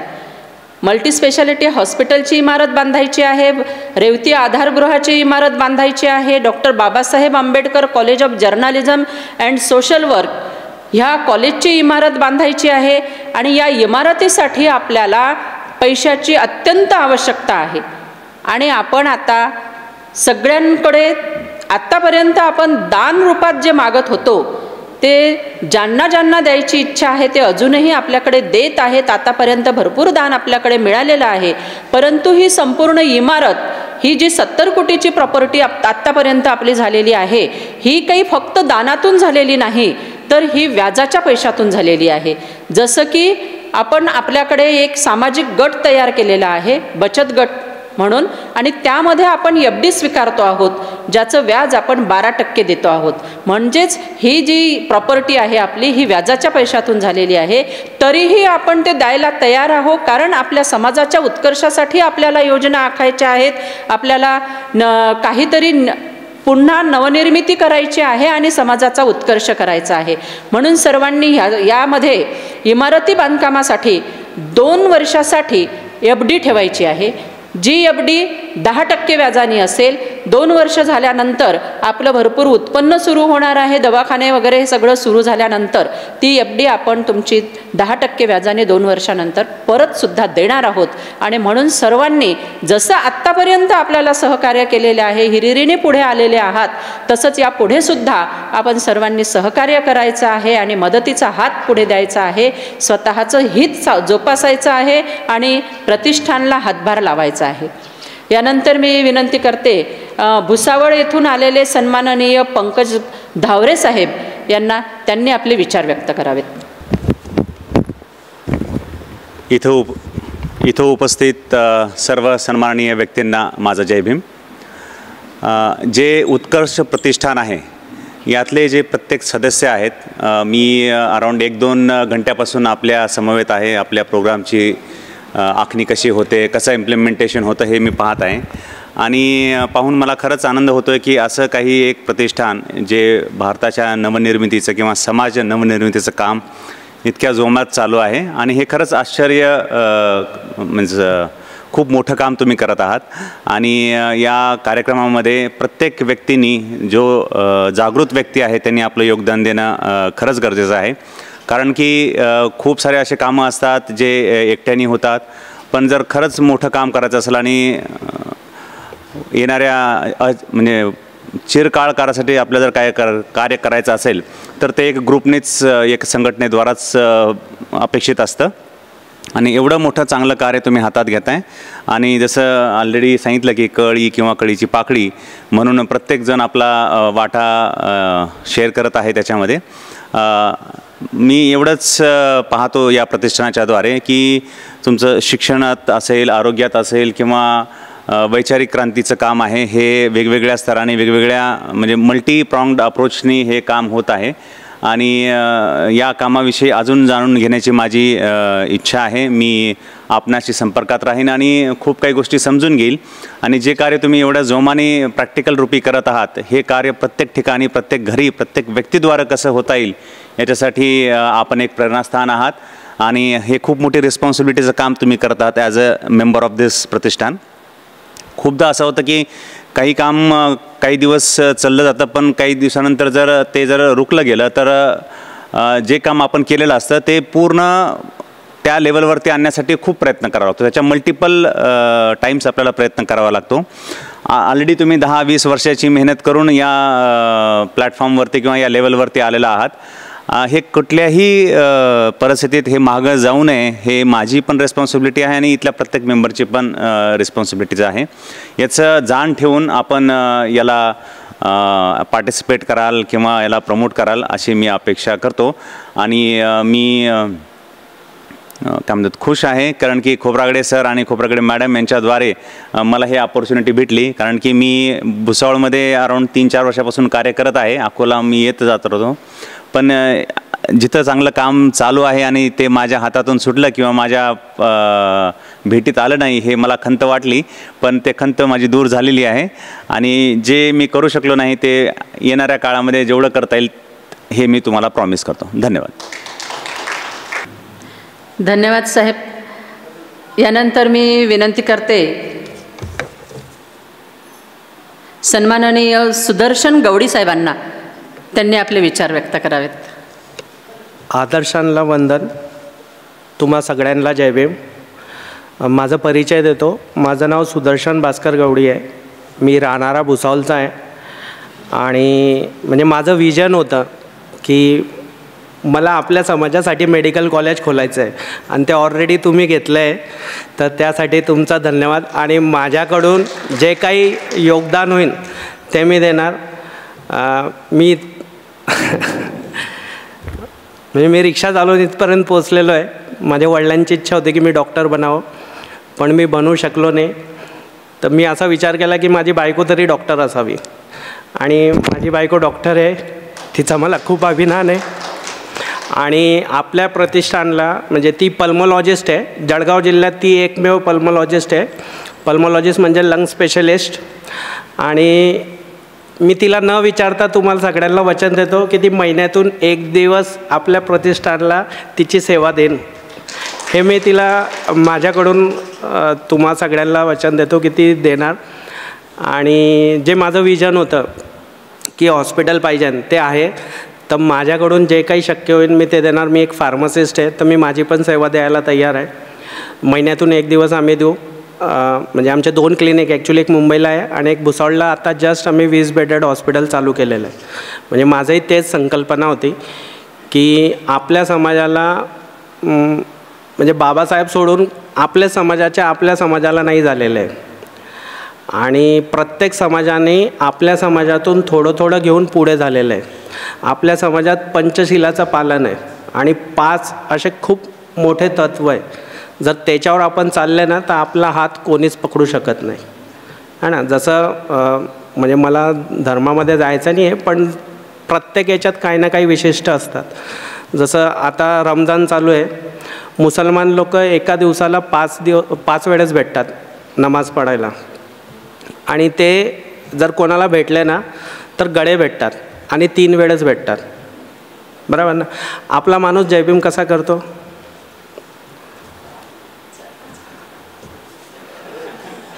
तिकडेच ला तुला, आहे ना. तर तुम्ही गडे भेटा, म्हणजे त्याचे विचार आणि तुमचे विचार. मी म्हणजे आज रिक्षा चालवून इथपर्यंत पोचला आहे. माझं वय कमी आहे, अनुभव कमी आहे, पण प्रत्येकाच्या विचारात एक काही ना काही तोडगा असतो. तर तो तोडगा तुम्ही घ्या, विचारांचं देवाणघेवाण घ्या. ते दिवसाला 5 वेळेस भेटतात आणि 5ही वेळेस 3 वेळेस गडे भेटतात. तर त्यांचं देवाणघेवाण किती होणार? आपलं बाबासाहेबांनी सांगितलं की तुम्ही सप्त्यातून 1च दिवस रविवारी बुद्धविहारात जा. आपण आलो पण तर जयभीम कुठून? तर ते थोडंसं खंत वाटतं. म्हणजे मला तुम्हाला त्याच्याबद्दल हे नाही करायचं, पण थोडंसं विचाराची देवाणघेवाण घ्या. आणि ज्याचे चांगले विचार आहे ना त्याचं वय अनुभव न बघता त्याच्या विचाराकडे महत्त्व द्या. म्हणजे माणूस किती जगला किंवा कसा जगला त्याला महत्त्व नाही, तो त्यांनी काय कार्य केलं त्या कार्याला महत्त्व आहे. तर माझे 2 शब्द संपवतो. आणि वंदना, सॉरी मी तुला न विचारता त्यांना प्रॉमिस केलं, मला माहिती तुम्हाला साथ देणार आहे, तर त्याच्यासाठी तिचंही आभार. आणि तुम्ही मला बोलायला हे दिलं. लास्ट मोमेंटला मला कॉल आला होता, लेट नाईटला मी झोपलेलो होतो. ॲक्च्युली 11:30 नंतर मी फोन सायलेन्सला करून टाकतो. 11, 11:15ला फोन आला, तिच्याच फोनवर आला. म्हणे उद्या आपल्याला अकोल्याला जायचं आहे. म्हटलं कशाला? नाही म्हणे जायचं आहे. म्हटलं का सांगतच आहे? नाही म्हणे ते जात आहे, आपल्याला पण जायचं आहे. तिची आज सुट्टी आहे, ती रेल्वेला पण आहे, तर तिची सुट्टी म्हणे जायचं आहे. म्हटलं कशाने जाते, का जाते, जाऊ दे ना, एकच तर दिवस भेटतो, आराम करू. नाही म्हणे जायचं आहे. ती सकाळी उठली, तयारी झाली, मलाही उठवलं, चला म्हणे सकाळी 5 ते 6 वाजता रेडी व्हा आणि जायचं आहे. म्हटलं मी तुला लिहून देतो, ते 6 वाजता येणार नाही, 7च्या पुढेच येते. ती अगोदर तयार झाली, मला उठवलं आणि आम्ही आलो. आणि तिचंही आभार. आणि आम्हाला खोब्रागडे मॅडम आणि गौतम वहिनी, PK गौतम वहिनीनी आम्हाला इन्व्हाइट केलं. आणि जे मी विचार करत होतो ते विचार मला प्रत्यक्षात बघण्यात आलं. जसं शिवाजी महाराज म्हणत होते, तुम्हाला जर युद्ध जिंकायचं आहे तर तुम्ही 1 वेळेस नाही जिंकत, 2 वेळेस जिंकतात. 1 वेळेस तुम्ही कल्पनात जिंकतात आणि दुसरं तुम्ही रणभूमीवर जिंकतात. तर ती कल्पना मला, म्हणजे मी जे विचार करत होतो ती कल्पना मला दिसणार आहे आज. आणि वर डॉक्टरची मीटिंग आहे, तर मी तुमच्यातून ब्रेक घेऊन मी त्यांच्यात जाणार आहे, कारण मला त्यांचेही विचार आवडेल आणि मला जे म्हणजे करायचं आहे ते करेन. आणि जसं ताईंनी ते पतसंस्थेचं जे सांगितलं आहे त्याच्यात भाग घेण्यात, तर माझी दुसरी संकल्पना होती बँक टाकायची. तर ऑलरेडी मी त्याच्यात माझं कॉन्ट्रीब्युशन करेन. तुमच्याशी विचारविमर्श करून तुमचा वेळ घेतल्याबद्दल धन्यवाद. काही चुकलं असलं तर ते माझं, आणि काही चांगलं असलं ते तुमचं. धन्यवाद. धन्यवाद साहेब. ताईंना गृहीत धरून तुम्ही जाहीर केलेलं आहे आणि आपण योजनांमध्ये सहभागी होण्याचं सुद्धा इथं बोलले आहेत. त्याबद्दल प्रतिष्ठानद्वारा मी आपले आभार व्यक्त करते, अभिनंदन करते आणि यानंतर सन्माननीय खोब्रागडे मॅडम यांना विनंती करते की त्यांनी आपले विचार व्यक्त करावेत। आप सभी को जय भीम। हमारी पूरी जो टीम है भुसावल से आई है। हम 2 महीने से सोच रहे थे कि हमें यहाँ पे आना है, लेकिन ऐसा कुछ योग नहीं आ रहा था कि सभी के सभी टीम पूरी एक साथ जमा हो। तो कल की कल हम बातें कर रहे थे, चर्चा कर रहे थे ऑफिस में, और तुरंत यहाँ पे मेरे mister doctor Digambar Khobragade sir उन्होंने तय किया कि चलो होली है, लोग होली में अपना त्यौहार मनाते हैं, तो हम अपना समय जो है यहाँ पे अकोला में बुद्ध के नाम, डॉक्टर बाबा साहेब आम्बेडकर के नाम और संस्था को जाके यहाँ पे अपना समय देते हैं। और सभी के सभी 4 बजे से उठ के, कोई 5 बजे उठा, कोई 6 बजे उठे, तो मैं कभी भी 4 बजे के पहले या 5 बजे के पहले उठी नहीं। लेकिन कल मैं 12:30 बजे सोई और सोने के बाद मैं 3:45 बजे उठ गई, क्योंकि मुझे टेंशन था कि मुझे समय पे यहाँ पे आना है। अगर मैं समय पे नहीं आ पाई, मुझे बुद्ध वंदना जो है, बाकी चीज़ें नहीं मिल पाई, तो मेरा आने का उद्देश्य क्या है? अगर मैं 2 लोगों की स्पीच नहीं सुन पाई, जैसे कि यहाँ पे बंते जी सर ने कहा है कि हमारे जो यहाँ पे अलग अलग समाज में अलग अलग प्रवाह या विचार फैल रहे हैं, और जो प्रॉपर बुद्धिज़्म है, वो प्रॉपर जो बुद्धिज़्म है वो लोगों तक के यहाँ पे नहीं जा रहा है। आज देखिए 1935 में डॉक्टर बाबा साहेब आम्बेडकर ने इन्होंने घोषणा की थी कि अगर मैं हिंदू करके जन्म लिया हूँ, लेकिन हिंदू करके मैं मरूंगा नहीं। लेकिन 1935 से अगर 1956 की बात की जाए तो उन्होंने काफ़ी स्टडी की, उन्होंने घोषणा की, स्टडी की। उसी तरह से देखिए संस्था का जो काम है, आप या मैं यहाँ पे देख रही हूँ, तो ये कोई अचानक या योगायोग से नहीं हुआ, 2-3 साल 4 साल, इसके पीछे काफ़ी मेहनत हुई है। आज भुसावल जैसी सिटी में मैं हमेशा सर को कहती हूँ कि क्या सभी समुदाय के सभागृह है, मैरिज हॉल है सभी के, लेकिन क्या हमारे समाज में से कोई भी ऐसा नहीं है जो सामने आ रहा है या एक संगठन स्थापन हो रही है कि हमारा मैरिज हॉल नहीं है भुसावल जैसी जगह पे, जहाँ पे नगर परिषद है। हमारी काफ़ी चर्चाएँ होती है, लेकिन यहाँ पे मुझे एक सीखने जैसी बातें मिली कि यहाँ से जाने के बाद मैं इसके लिए कुछ करूँगी। मैं अपना परिचय देती हूँ। मेरा जो नाम है वो चंपा भारद्वाज है। आप समझ गए, अगर भारद्वाज सरनेम है तो मैं ब्राह्मण यहाँ से कास्ट से बिलोंग करती हूँ। लेकिन अगर मैं अपना धर्म, अपनी जात छोड़ के अगर बुद्धिज़्म को एक्सेप्ट कर रही हूँ, तो बुद्धिज़्म को मैंने पढ़ा है, उसे समझा है, और मेरे मिस्टर ने इसमें काफ़ी सहयोग दिया है। इसलिए मेरा पूरा जो काम रहता है इसी में वर्क में जाता है। एजुकेशन की अगर बात की जाए तो मेरे 4 सब्जेक्ट में एमए है, पीएचडी भी शुरू है। मैं बाटी जलगांव में यूनिवर्सिटी में बच्चों को पढ़ाती हूँ एमपीएससी मेंस के लिए, यूपीएससी मेंस के लिए, और मेरा नॉलेज सेंटर कोचिंग स्पर्धा परीक्षा केंद्र भी चलता है, जहाँ पे मैं अपने बच्चों को हमेशा बताती हूँ कि आप किसी भी परिस्थिति में पैदा हुए हैं, लेकिन आपको स्ट्रगल करना है, और आपको अभी इस समय स्कॉलरशिप हर योजनाएं जो मिल रही है उसके फ़ायदा उठाना है। अगर आपने उस चीज़ को महत्व नहीं समझ पाया, उस चीज़ को आगे नहीं बन पाए, तो फिर आप कहीं ना कहीं मानसिक जो गुलामगिरी, मैम ने बताई कि मानसिक जो गुलामगिरी, उसमें हम कहीं ना कहीं दब जाएंगे।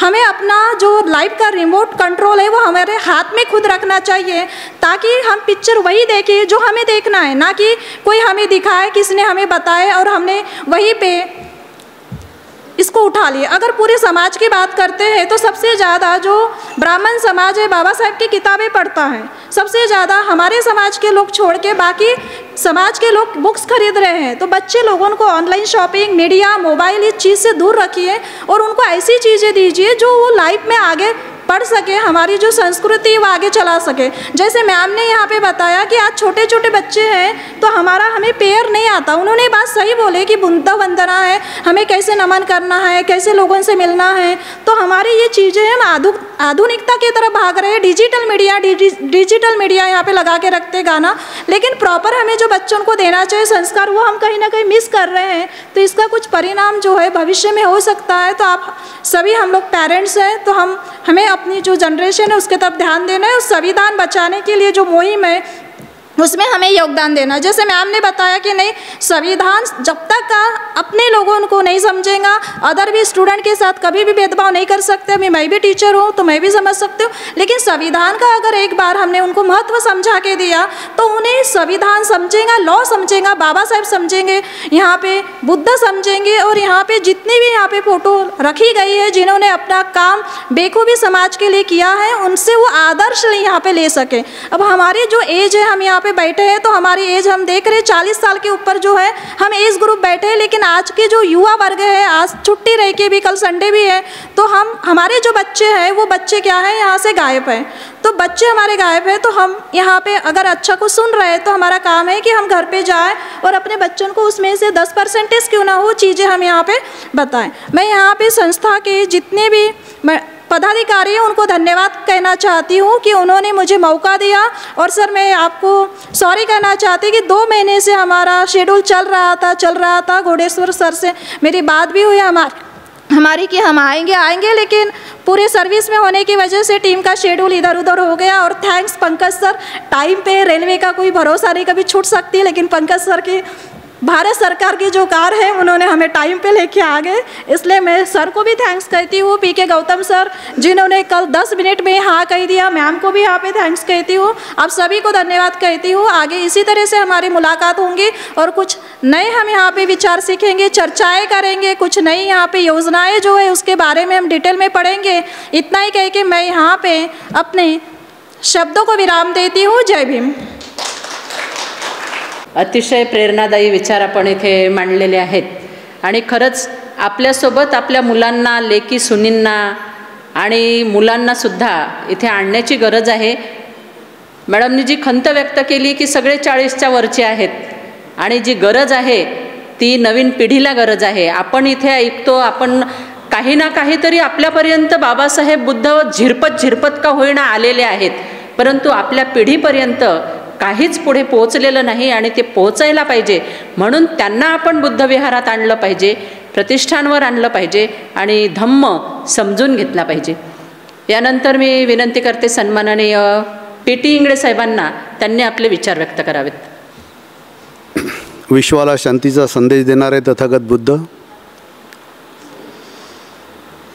भारतीय घटनेचे शिल्पकार,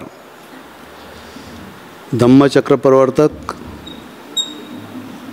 भारतरत्न, विश्वभूषण डॉक्टर बाबासाहेब आंबेडकर यांना मी त्रिवार वंदन करतो। आणि ज्या ज्या महामानवांनी मानव समाजासाठी आपल्या जीवनाचा प्रत्येक क्षण खर्ची घातला त्या सर्व महामानवांना मी वंदन करतो। आजच्या कार्यक्रमाचे अध्यक्ष आदरणीय भरसाकडे सर आणि आदरणीय विचारमंच, उपस्थित सर्व बंधू आणि भगिनींनो, डॉक्टर बाबासाहेब आंबेडकर बहुउद्देशीय उत्कर्ष प्रतिष्ठान याची निर्मितीच अशी झाली की समाजाच्या त्याच्या अगोदर डॉक्टर बाबासाहेब आंबेडकरांनी आपल्याला सर्व काही दिलेलं आहे, फक्त आपल्याला त्याचं वाचन करणं आहे आणि त्याचं इम्प्लिमेंटेशन करणं आहे, करायला पाहिजे। सर्व काही होते आणि आपली इमानदारी साबूत राखायला पाहिजे। तर हे डॉक्टर बाबासाहेब आंबेडकर बहुउद्देशीय उत्कर्ष प्रतिष्ठान याच डॉक्टर बाबासाहेब आंबेडकरांच्या नियमानुसार, त्यांच्या विचारानुसार, त्यांच्या मार्गदर्शनानुसार चालत आहे।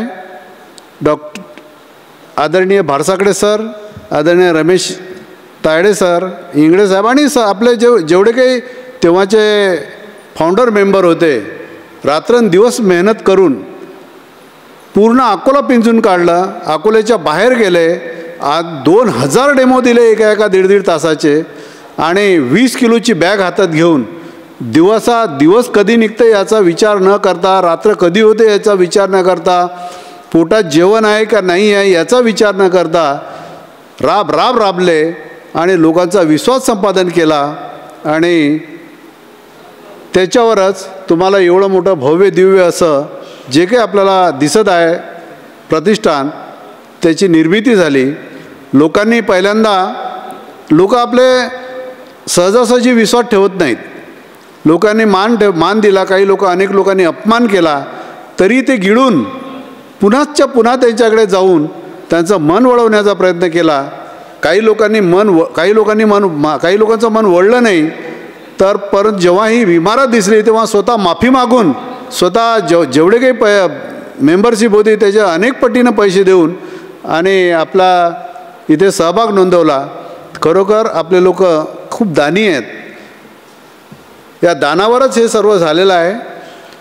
आणि आदरणीय भारसागळे सरांच्या ज्या काही योजना आहेत त्या योजनेचा लाभ घेऊन, योजना अशा प्रतिष्ठानला फुकट काही पाहिजेत नाही, त्या योजनेप्रमाणे प्रतिष्ठानचा पण लाभ होतो आणि जो उपासक आहे, जो दान देतो किंवा ज्याचं काही जो पैसे देतो त्याचा पण लाभ होतो. अशा गोष्टी आहेत. आता भुसावळचे पहिल्यांदाच आले, माझ्या असं लक्षात आहे भुसावळचे पहिल्यांदाच लोक आले. इथे भारतातून पंजाब, हरियाणा, गुजरात, राजस्थान, छत्तीसगड, गोवा, कर्नाटका अशा अनेक राज्यातून लोक आले. गाड्याच्या गाड्या भरू आले आणि प्रतिष्ठान समजून घेऊन गेले. पण प्रतिष्ठान समजून घेणं हे फार मोठी गोष्ट आहे. याच्यासाठी खूप मोठा त्याग करावा लागतो. हिचे वेळ काळ पाहावा लागत नाही आणि हे जो करतो तो मात्र सक्सेस होतो.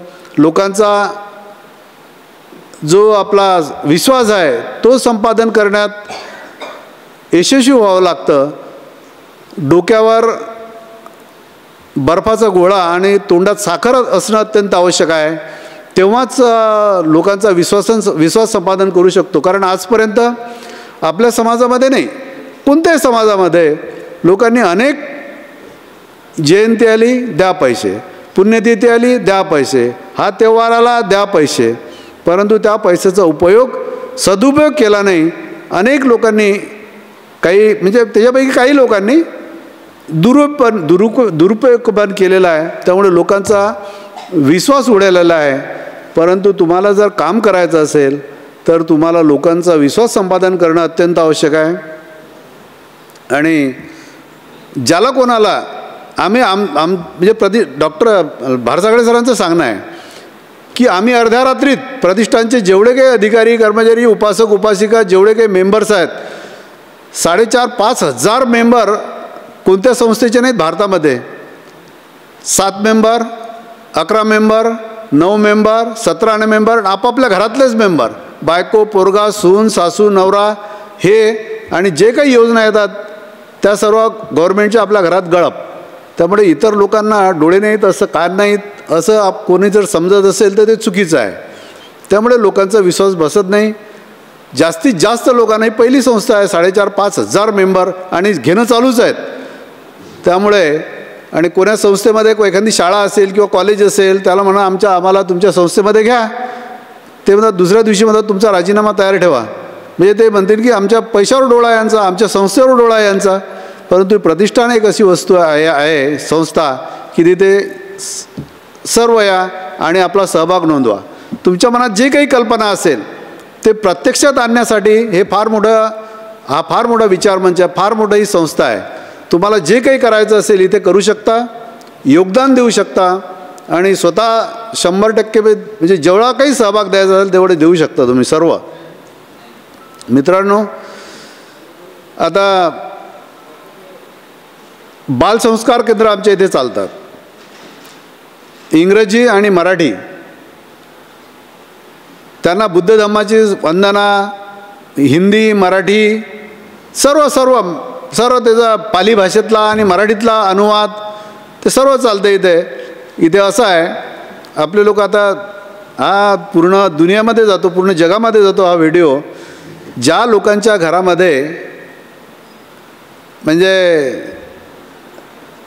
नशा होत होती किंवा वाईट व्यसनं होते, या मुलांनी त्यांच्या घरी इथल्या शिक्षणामुळे त्यांच्या घरी आता चांगले विचार उत्पन्न होत आहेत आणि चांगली प्रगती होते त्यांच्यामुळे. हे प्रतिष्ठानला म्हणजे प्रतिष्ठानचं काम आहे. इथे इंग्रजी गणित विद्यार्थी शिकवलं जातं. आपले बहुजन समाजाचे विद्यार्थी कसं का चांगले हुशार होतील, कसं का चांगला डॉक्टर बाबासाहेब आंबेडकरांनी सांगितलं होतं जा आणि भिंतीवर लिहून ठेवा की शासनकर्ती जमात आपल्याला व्हायला पाहिजे म्हणून. तर प्रतिष्ठानचा हाच उद्देश आहे की शासनकर्ती जमात व्हायला पाहिजे. आणि राजकारणात जरी गेले तरी कसं राजकारण करावं, इथे आत्ताच आदरणीय अंजलीताई आंबेडकर यांच्या हस्ते पॉलिटेक्निक याचं उद्घाटन झालं आणि त्याच्यात हेच शिकवलं जाईल की राजकारण कसं करायचं, बिझनेस कसा करायचा. आत्ताच आपण अशोका इंटरप्राइजेस आपण इथे उद्घाटन केलं आदरणीय अंजलीताई आंबेडकरच्या हस्ते. आणि बिझनेस कसा करायचा त्याचे धडेसुद्धा इथे गिरवले जातात आणि आपण फार मोठ्या प्रमाणावर आपला बिझनेस सुरू आहे सध्या. आणि इथे सर्व प्रकार म्हणजे बिझनेस, शिक्षण, म्हणजे राजकारण, ते सर्व प्रकारचं इथे ज्ञान शिकवलं जाते आणि आपल्या बुद्धीचा विकास होतो. Doctor Babasaheb Ambedkar journalism and social work हे कॉलेज आता पहिल्यांदा लोक काय करतात, पहिले आर्ट, सायन्स, कॉमर्स असे कॉलेजेस सुरू. पण प्रतिष्ठानात त्याच्या पलीकडे जाऊन doctor Babasaheb Ambedkar social work and journalism and social work हेच कॉलेज का निवडणं, कारण आपल्या लोकांना ते अत्यंत आवश्यक आहे. आता याच्यानंतर लॉ कॉलेज येईल, त्यानंतर म्हणजे आर्ट, सायन्स, कॉमर्स सर्व कॉलेजेस येतील इथे. मेडिकल कॉलेज होईल इथे. म्हणजे आता सध्या आपल्या इकडे कमीत कमी 65 ते 70 कर्मचारी पगारी इथे नोकरीवर आहेत आणि ते डॉक्टर बाबासाहेब आंबेडकरांच्या विचाराचे लोक आहेत, सर्व समाजाचे आहेत, की असं नाही की बौद्ध समाजाचे आहेत म्हणून. त्यामुळे ही एक समाजाची दिशा बदलणारा प्रतिष्ठान आहे. म्हणून मी पुन्हा सर्वांनी जसं आव्हान केलं तसं मी सर्वांना पुनश्च आव्हान करतो की पैशाशिवाय कोणतंही काम होत नाही. म्हणून इथे तुम्ही दान देऊ शकता. आता इथे डॉक्टर बाबासाहेब आंबेडकरांचा 18 लाख रुपयाचा पुतळा आहे. तो कोणा व्याजाच्या पैशातून नाही, तो फक्त प्रत्येकाने 18 लोकांनी 1-1 लाख रुपये दान दिलं, 18 लाख रुपयाचा पुतळा झाला. मातोश्री रमाबाई आंबेडकर प्रबोधन भवन मागे बांधणं चालू आहे. डॉक्टर बाबासाहेब आंबेडकरांच्या मागे रमाबाई पाहिजेत म्हणून तिथे पुतळा आता उभारण्याचं म्हणजे आता होणार आहे. ते बिल्डिंग्स हे झाल्यानंतर तिथे 199 म्हणजे 200 जास्त झाले मॅडम, नाही 225 महिलांनी योगदान दिलं, 5000पासून ते जास्त पुतळा उभारायचा तिथे. हे आदर्श या आदर्शांचं आपल्यासमोर जर आपल्या डोळ्यासमोर वारंवार असले तर साहजिकच मुलांची क्युरिटी हे होते की हे काय करतं, यांचं काय आहे बुवा, यांचा वर्क काय आहे, यांनी काय काम केलं समाजासाठी. तर आपल्या पालकांनासुद्धा त्यांना सांगता आलं पाहिजे की यांनी असं केलं, तसं केलं. म्हणून पालकसुद्धा जागरूक असणं अत्यंत आवश्यक आहे. म्हणून इथे आपल्या परीनं जे काही दान द्यायचं असेल ते दान द्या. आपले सुभेदार रामजी आंबेडकर उत्कर्ष क्रेडिट कोऑपरेटिव्ह सोसायटी आहे, त्याच्यामध्ये तुम्ही व्यवहार करू शकता. जिथे व्याज इतर बँकापेक्षा जास्त आहे. आपला मोठा बचत गट आहे, त्या बचत गटामध्ये सुद्धा तुम्ही सहभागी होऊ शकता आणि तुमचा पण फायदा होतो आणि समाजाचा पण फायदा होतो. हा सर्व जो पैसा येतो हा प्रतिष्ठानलाच दान दिला जातो आणि प्रतिष्ठानला दान म्हणजे समाजाचा उत्थान हे इथे एक ध्येय आहे. म्हणून ज्या योजनामध्ये तुम्ही पैसे गुंतवाल तो तुमचा पण फायदा राहील आणि समाजाचा पण फायदा राहील. म्हणून विनंती करतो की सर्वांनी सर्व योजनांमध्ये सहभागी व्हावं. मला इथे बोलण्याची संधी दिली आणि आपण ऐकून घेतलं त्याबद्दल मी सर्वांचे आभार मानतो आणि थांबतो. धन्यवाद. जय भीम. धन्यवाद साहेब. काही ज्या योजना राहिलेल्या होत्या सांगायच्या त्या संपूर्ण योजना आपण आपल्या विचारांमधून व्यक्त केलेल्या आहेत. सन्माननीय सुखनंदन खंडारे सरांना विनंती करते की त्यांनी आपले विचार व्यक्त करावेत. महाकारुणिक तथागत गौतम बुद्ध, बोधिसत्व डॉक्टर बाबासाहेब आंबेडकर, क्रांतिसूर्य ज्योतिबा फुले, छत्रपती शाहू महाराज यांच्या विचारांना प्रथम त्रिवार वंदन करतो. आजच्या या कार्यक्रमाचे अध्यक्ष, या प्रतिष्ठानचे संस्थापक अध्यक्ष श्रद्धेय प्राध्यापक भारसाखळे सर, या ठिकाणी आमंत्रित उपस्थित तायडेसाहेब, इंगळेसाहेब, भुसावळहून आलेले मान्यवर, त्याचप्रमाणे या ठिकाणी आज मध्य प्रदेशमध्ये सेवा करणारे पुणेकर साहेब, या ठिकाणी PKVमधले नागदिवे साहेब आणि सर्व आपण उपस्थित बौद्ध उपासक आणि उपासिकांना, खऱ्या अर्थाने या ठिकाणी जी एका आठवड्याची दर रविवारी बुद्धविहारात गेले पाहिजेत त्याची चिंतन सभा या ठिकाणी आयोजित केल्या जाते आणि त्यानिमित्तानं प्रत्येक रविवारी नवीन नवीन ठिकाणचे या ठिकाणी मान्यवर येत असतात आणि आपल्या ज्या विचार आहेत हे विचार या ठिकाणी प्रकट करत असतात. खऱ्या अर्थाने या संस्थेचा जो एक उत्कर्ष आहे हा उत्कर्ष दिवसेंदिवस अतिशय वाढत आहे आणि त्याचं एक उदाहरण आपल्याला असं सांगता येईल की या संपूर्ण महाराष्ट्रातच नव्हे तर संपूर्ण भारतामध्ये, भारताच्या बाहेर या ठिकाणचं एक नाविन्यपूर्ण अशा प्रकारचा एक विकास उत्कर्ष होत आहे. कारण मागच्या वेळेस आपण पाहिलेलं आहे की भारसाकळे सरांना या ठिकाणी गोव्याला निमंत्रण दिलेलं होतं आणि त्या ठिकाणी गोव्यामध्ये या प्रतिष्ठानचे अध्यक्ष किंवा या प्रतिष्ठानचे सर्व काही शिल्पकार या नात्यानं त्यांना त्या ठिकाणी गोव्याला एक अध्यक्षपद भूषवलं गेलं, ही काही साधारण गोष्ट नाही. त्याचप्रमाणे आज आपल्या समोर भंतेजींनी जे एक व्याख्यान उद्बोधन जे केलेलं आहे त्यामध्ये सुद्धा त्यांनी आज एक भारसाकळे सरांना 14 एप्रिलसाठी एक निमंत्रण दिलेलं आहे. ही आपल्यासाठी खूप मोठी जमेची बाजू आहे.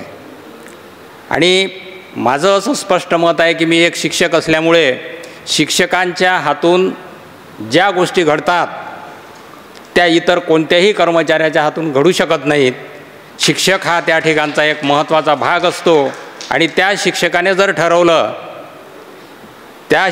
जर असं ठरवलं की मला माझ्या पिढीला घडवायचं आहे तर ती पिढी तो शिक्षक घडू शकते, एवढं मात्र मी या ठिकाणी सांगतो. आणि मागच्या वेळेस जे अविनाश तेलगोटे सरांनी सांगितलं होतं की आपण ज्या विद्यार्थ्यांना शिकवतो ते विद्यार्थी आपले समजा, आणि खरोखर प्रत्येक शिक्षकाने जर तसं समजलं तर या ठिकाणचा जे नवीन पिढी आहे त्या नवीन पिढीसाठी शिक्षकच हा मार्गदाता होऊ शकतो, अन्यथा दुसरा होऊ शकत नाही, हे या ठिकाणी मी आवर्जून सांगतो. आणि शिक्षकानं जर ठरवलं, आता त्या मॅडम पुणेकर मॅडमनं जे सांगितलं की प्रत्येक शाळेमध्ये एक उपक्रम येऊन गेला होता मुख्यमंत्र्याच्या निधीमधून, नवीन मुख्यमंत्र्याच्या निधीमधून जो एक खर्च केला गेला आणि त्याला एक नाव ठेवलं गेलं, तर तशाच प्रकारची मधात ज्या आनंददायी प्रशिक्षणामध्ये आपल्या वर्गखोलीमध्ये एक कोपरा असावा आणि त्याच्यामध्ये विविध प्रकारच्या संविधानाबद्दल, आपल्या भारतामधल्या नवीन नवीन ज्या संकल्पना आहेत त्या संकल्पनेविषयी एक सादर केलं होतं. परंतु त्या ठिकाणी बऱ्याचशा शाळांनी संविधान, डॉक्टर बाबासाहेब आंबेडकर आणि तथागत गौतम बुद्ध यांचा विचार त्या ठिकाणी मांडला असेल आणि त्यामध्ये प्रामुख्यानं आपला जो समाज आहे, आपला जो एक शिक्षक आहे, त्या शिक्षकाने त्या ठिकाणी जीव ओतून त्या ठिकाणी कोपरा किंवा कॉर्नर अशा प्रकारे तयार केलेला आहे आणि तो आजही आदर्श म्हणून त्या ठिकाणी पाहिला जातो. आणि म्हणून या ठिकाणी या प्रतिष्ठानमध्ये आपण सर्वच्या सर्वच अध्यक्ष आहोत, सर्वच्या सर्वच कोषाध्यक्ष आहोत आणि सचिव आहोत, अशा प्रकारची ही संस्था उदयास आलेली आहे.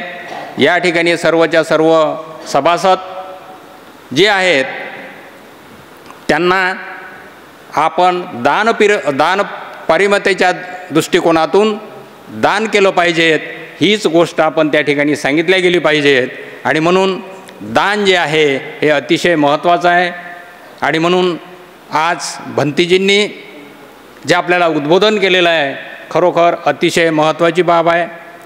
कारण डॉक्टर बाबासाहेब आंबेडकरांशिवाय आपला श्वास असूच शकत नाही, हे त्या ठिकाणी त्यांनी आज आवर्जून सांगितलेलं आहे. आणि म्हणून आज आपण सर्वांनी आपल्या नवीन पिढीला, नवीन मुलांना, मुलींना या ठिकाणी आपण मार्गदर्शनासाठी बोलवावं एवढीच मी या ठिकाणी विनंती करतो.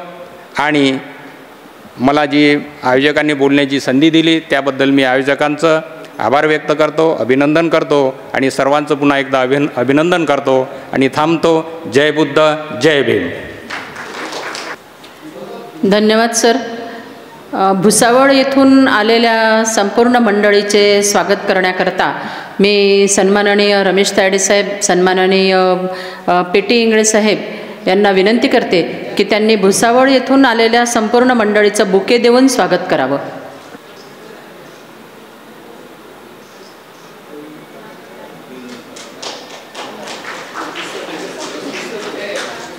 ग्रंथ सन्माननीय तायडे साहेब स्वीकारत आहेत. तसेच सन्माननीय खोब्रागडे मॅडम यांनी सुद्धा ग्रंथ आणलेले आहेत.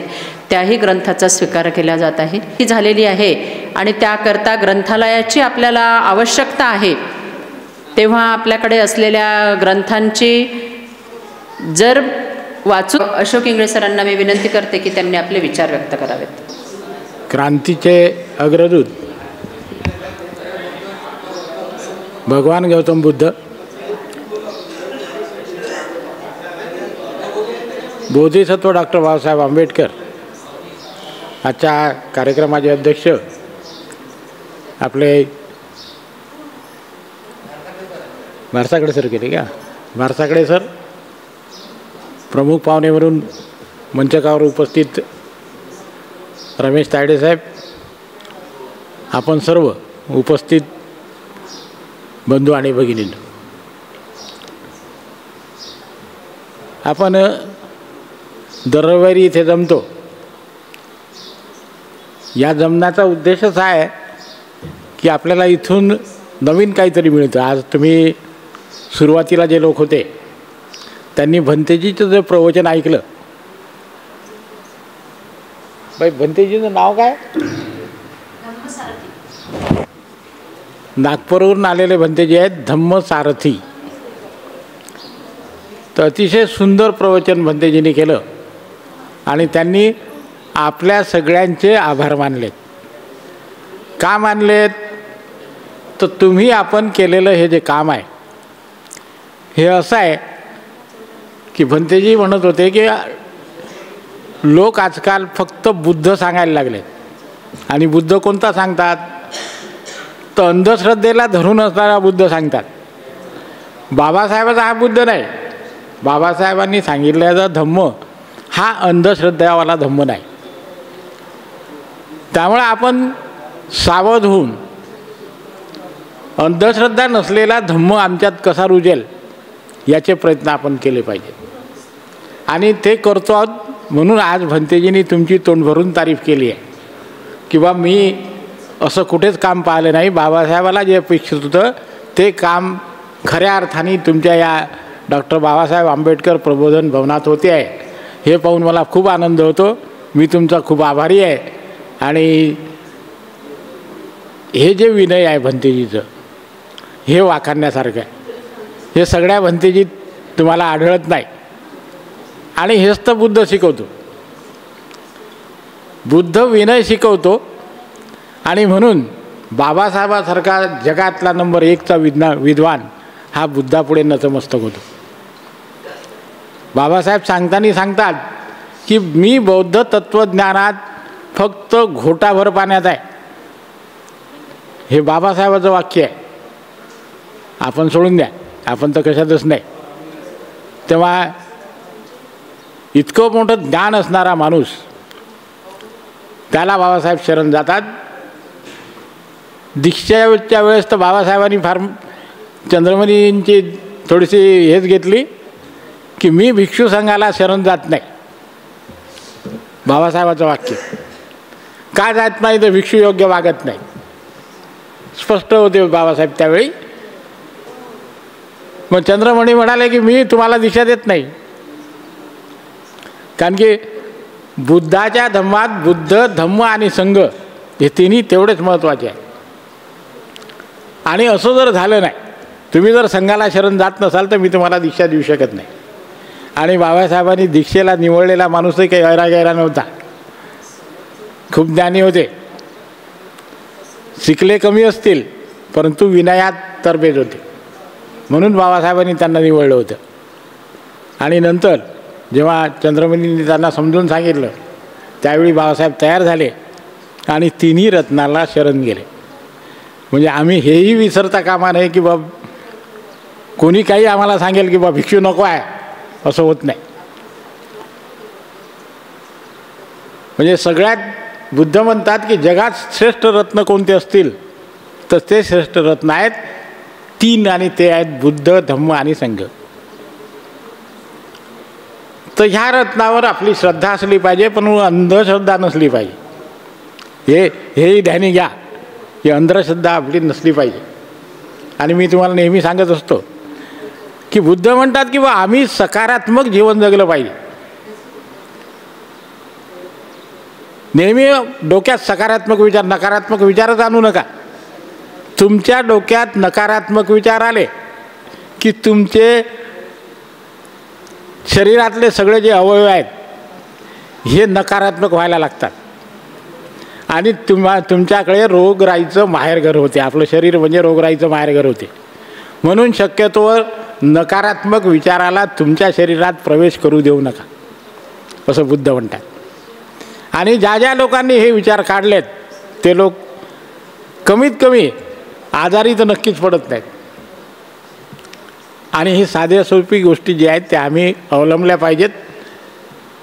आणि सोबत आपण पंचशिलाचं पालनही केलं पाहिजे. बाबासाहेबांनी सांगितलेले सगळे 22 प्रतिज्ञाचं पालन केलं पाहिजे. ह्यासोबत आपण माणसं ओळखणंसुद्धा शिकलं पाहिजे. जे लोक शीलवान आहेत, नीतिमत्ता बाळगतात, त्यांना फार लवकर माणसं ओळखता येतात.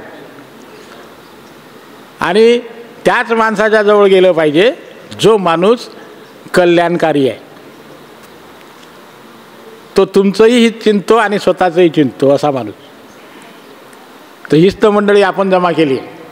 तुम्ही जितके इथे बसले आहे ना तितके कल्याण मित्र आहात. तुम्ही स्वतःचं तर कल्याण करता पण सोबतच इतरांचं सुद्धा करण्याचा प्रयत्न करता.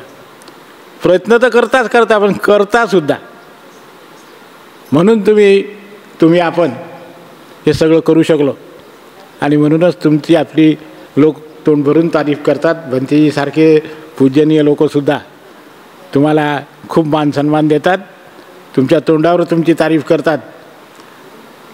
तर हे सगळं जे निष्पन्न झालं हे तुमच्या आपल्या कष्टामुळे झालं, हे विसरता कामा नये. आणि आपण एकीने वागतो आहोत. आम्ही ठरवलेले निर्णय हे तुम्ही शिरसावंत मानता आणि ते काम आपलं झाल्याशिवाय राहत नाही. त्यामुळं आपल्याला हे सगळं प्राप्त होते. आणि म्हणून आपण हवेत उडता कामा नये.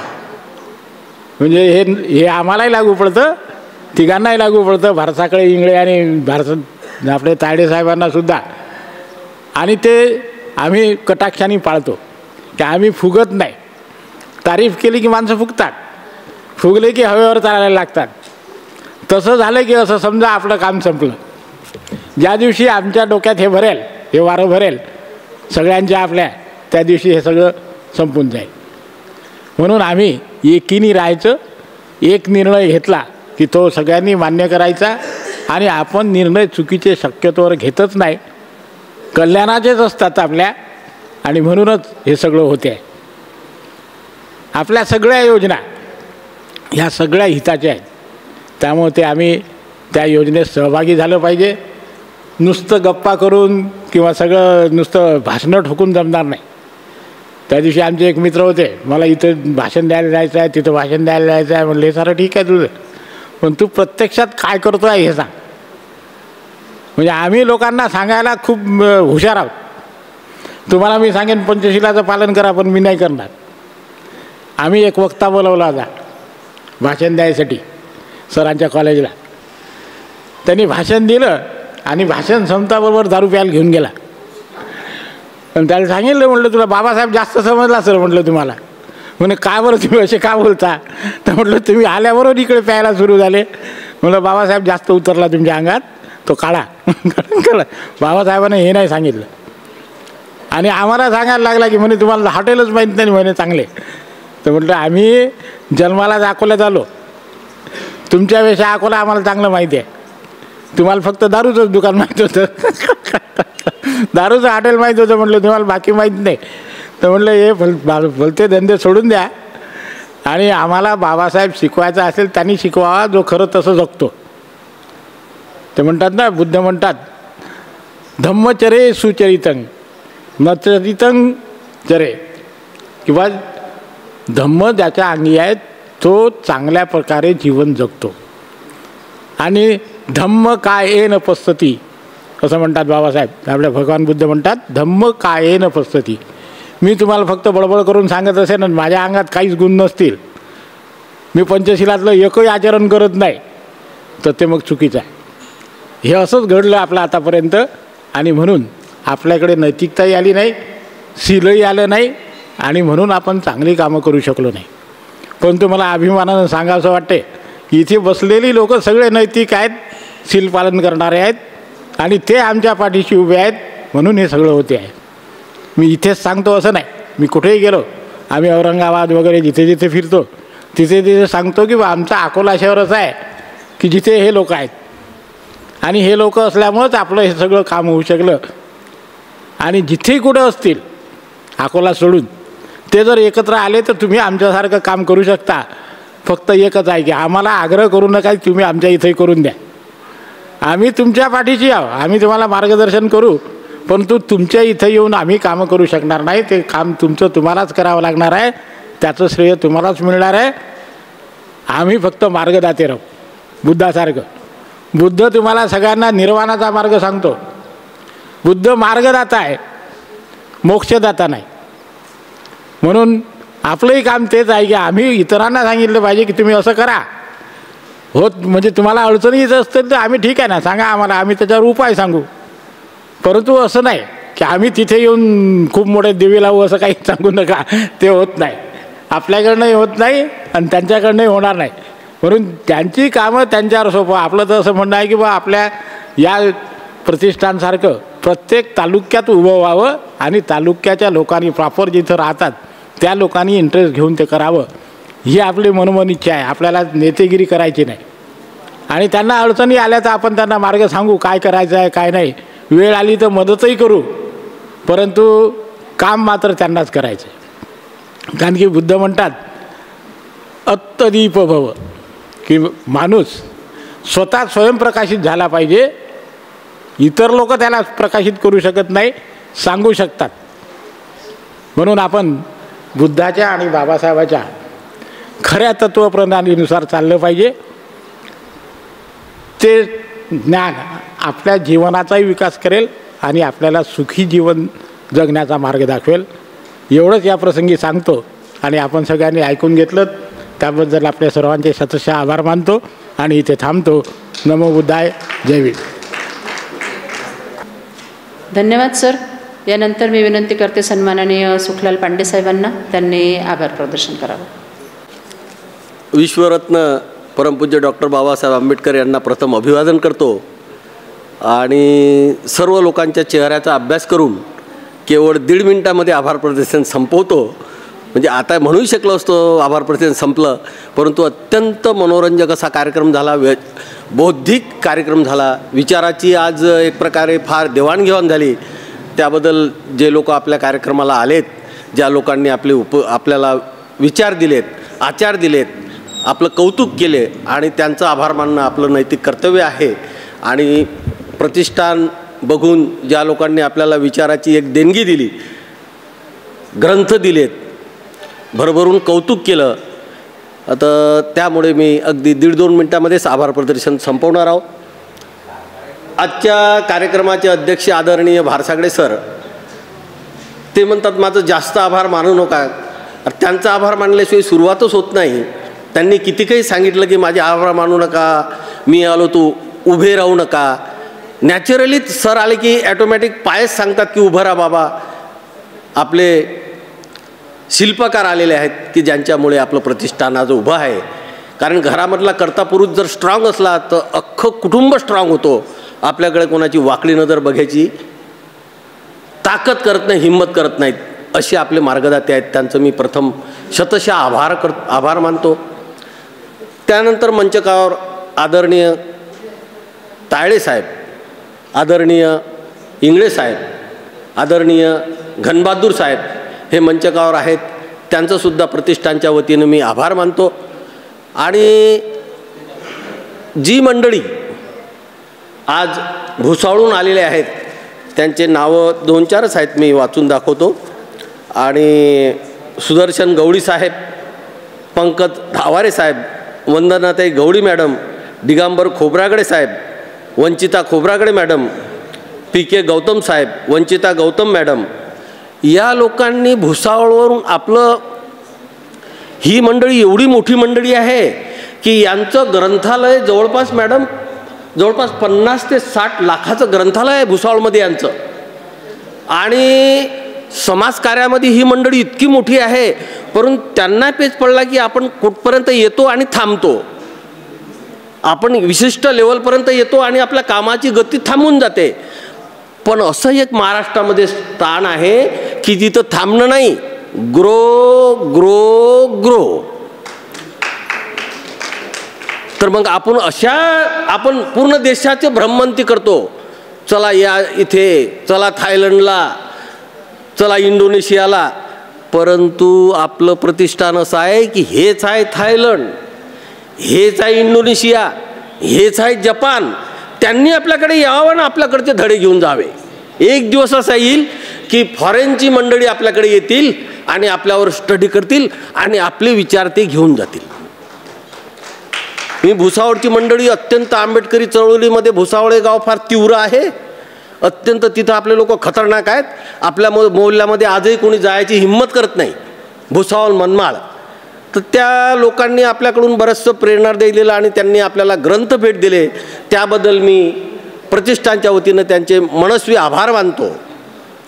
तसंच आज एवढा वेळ झाला तरी आपण लोक बसून आहात विचार ऐकण्यासाठी, त्यामुळे मी सर्वात आधी प्रेक्षकांचे आभार मानतो. आज वाघताई आपल्याकडे कर्मचारी आहेत, त्यांनी आपल्याला 20,000 रुपयाचं दान दिलं.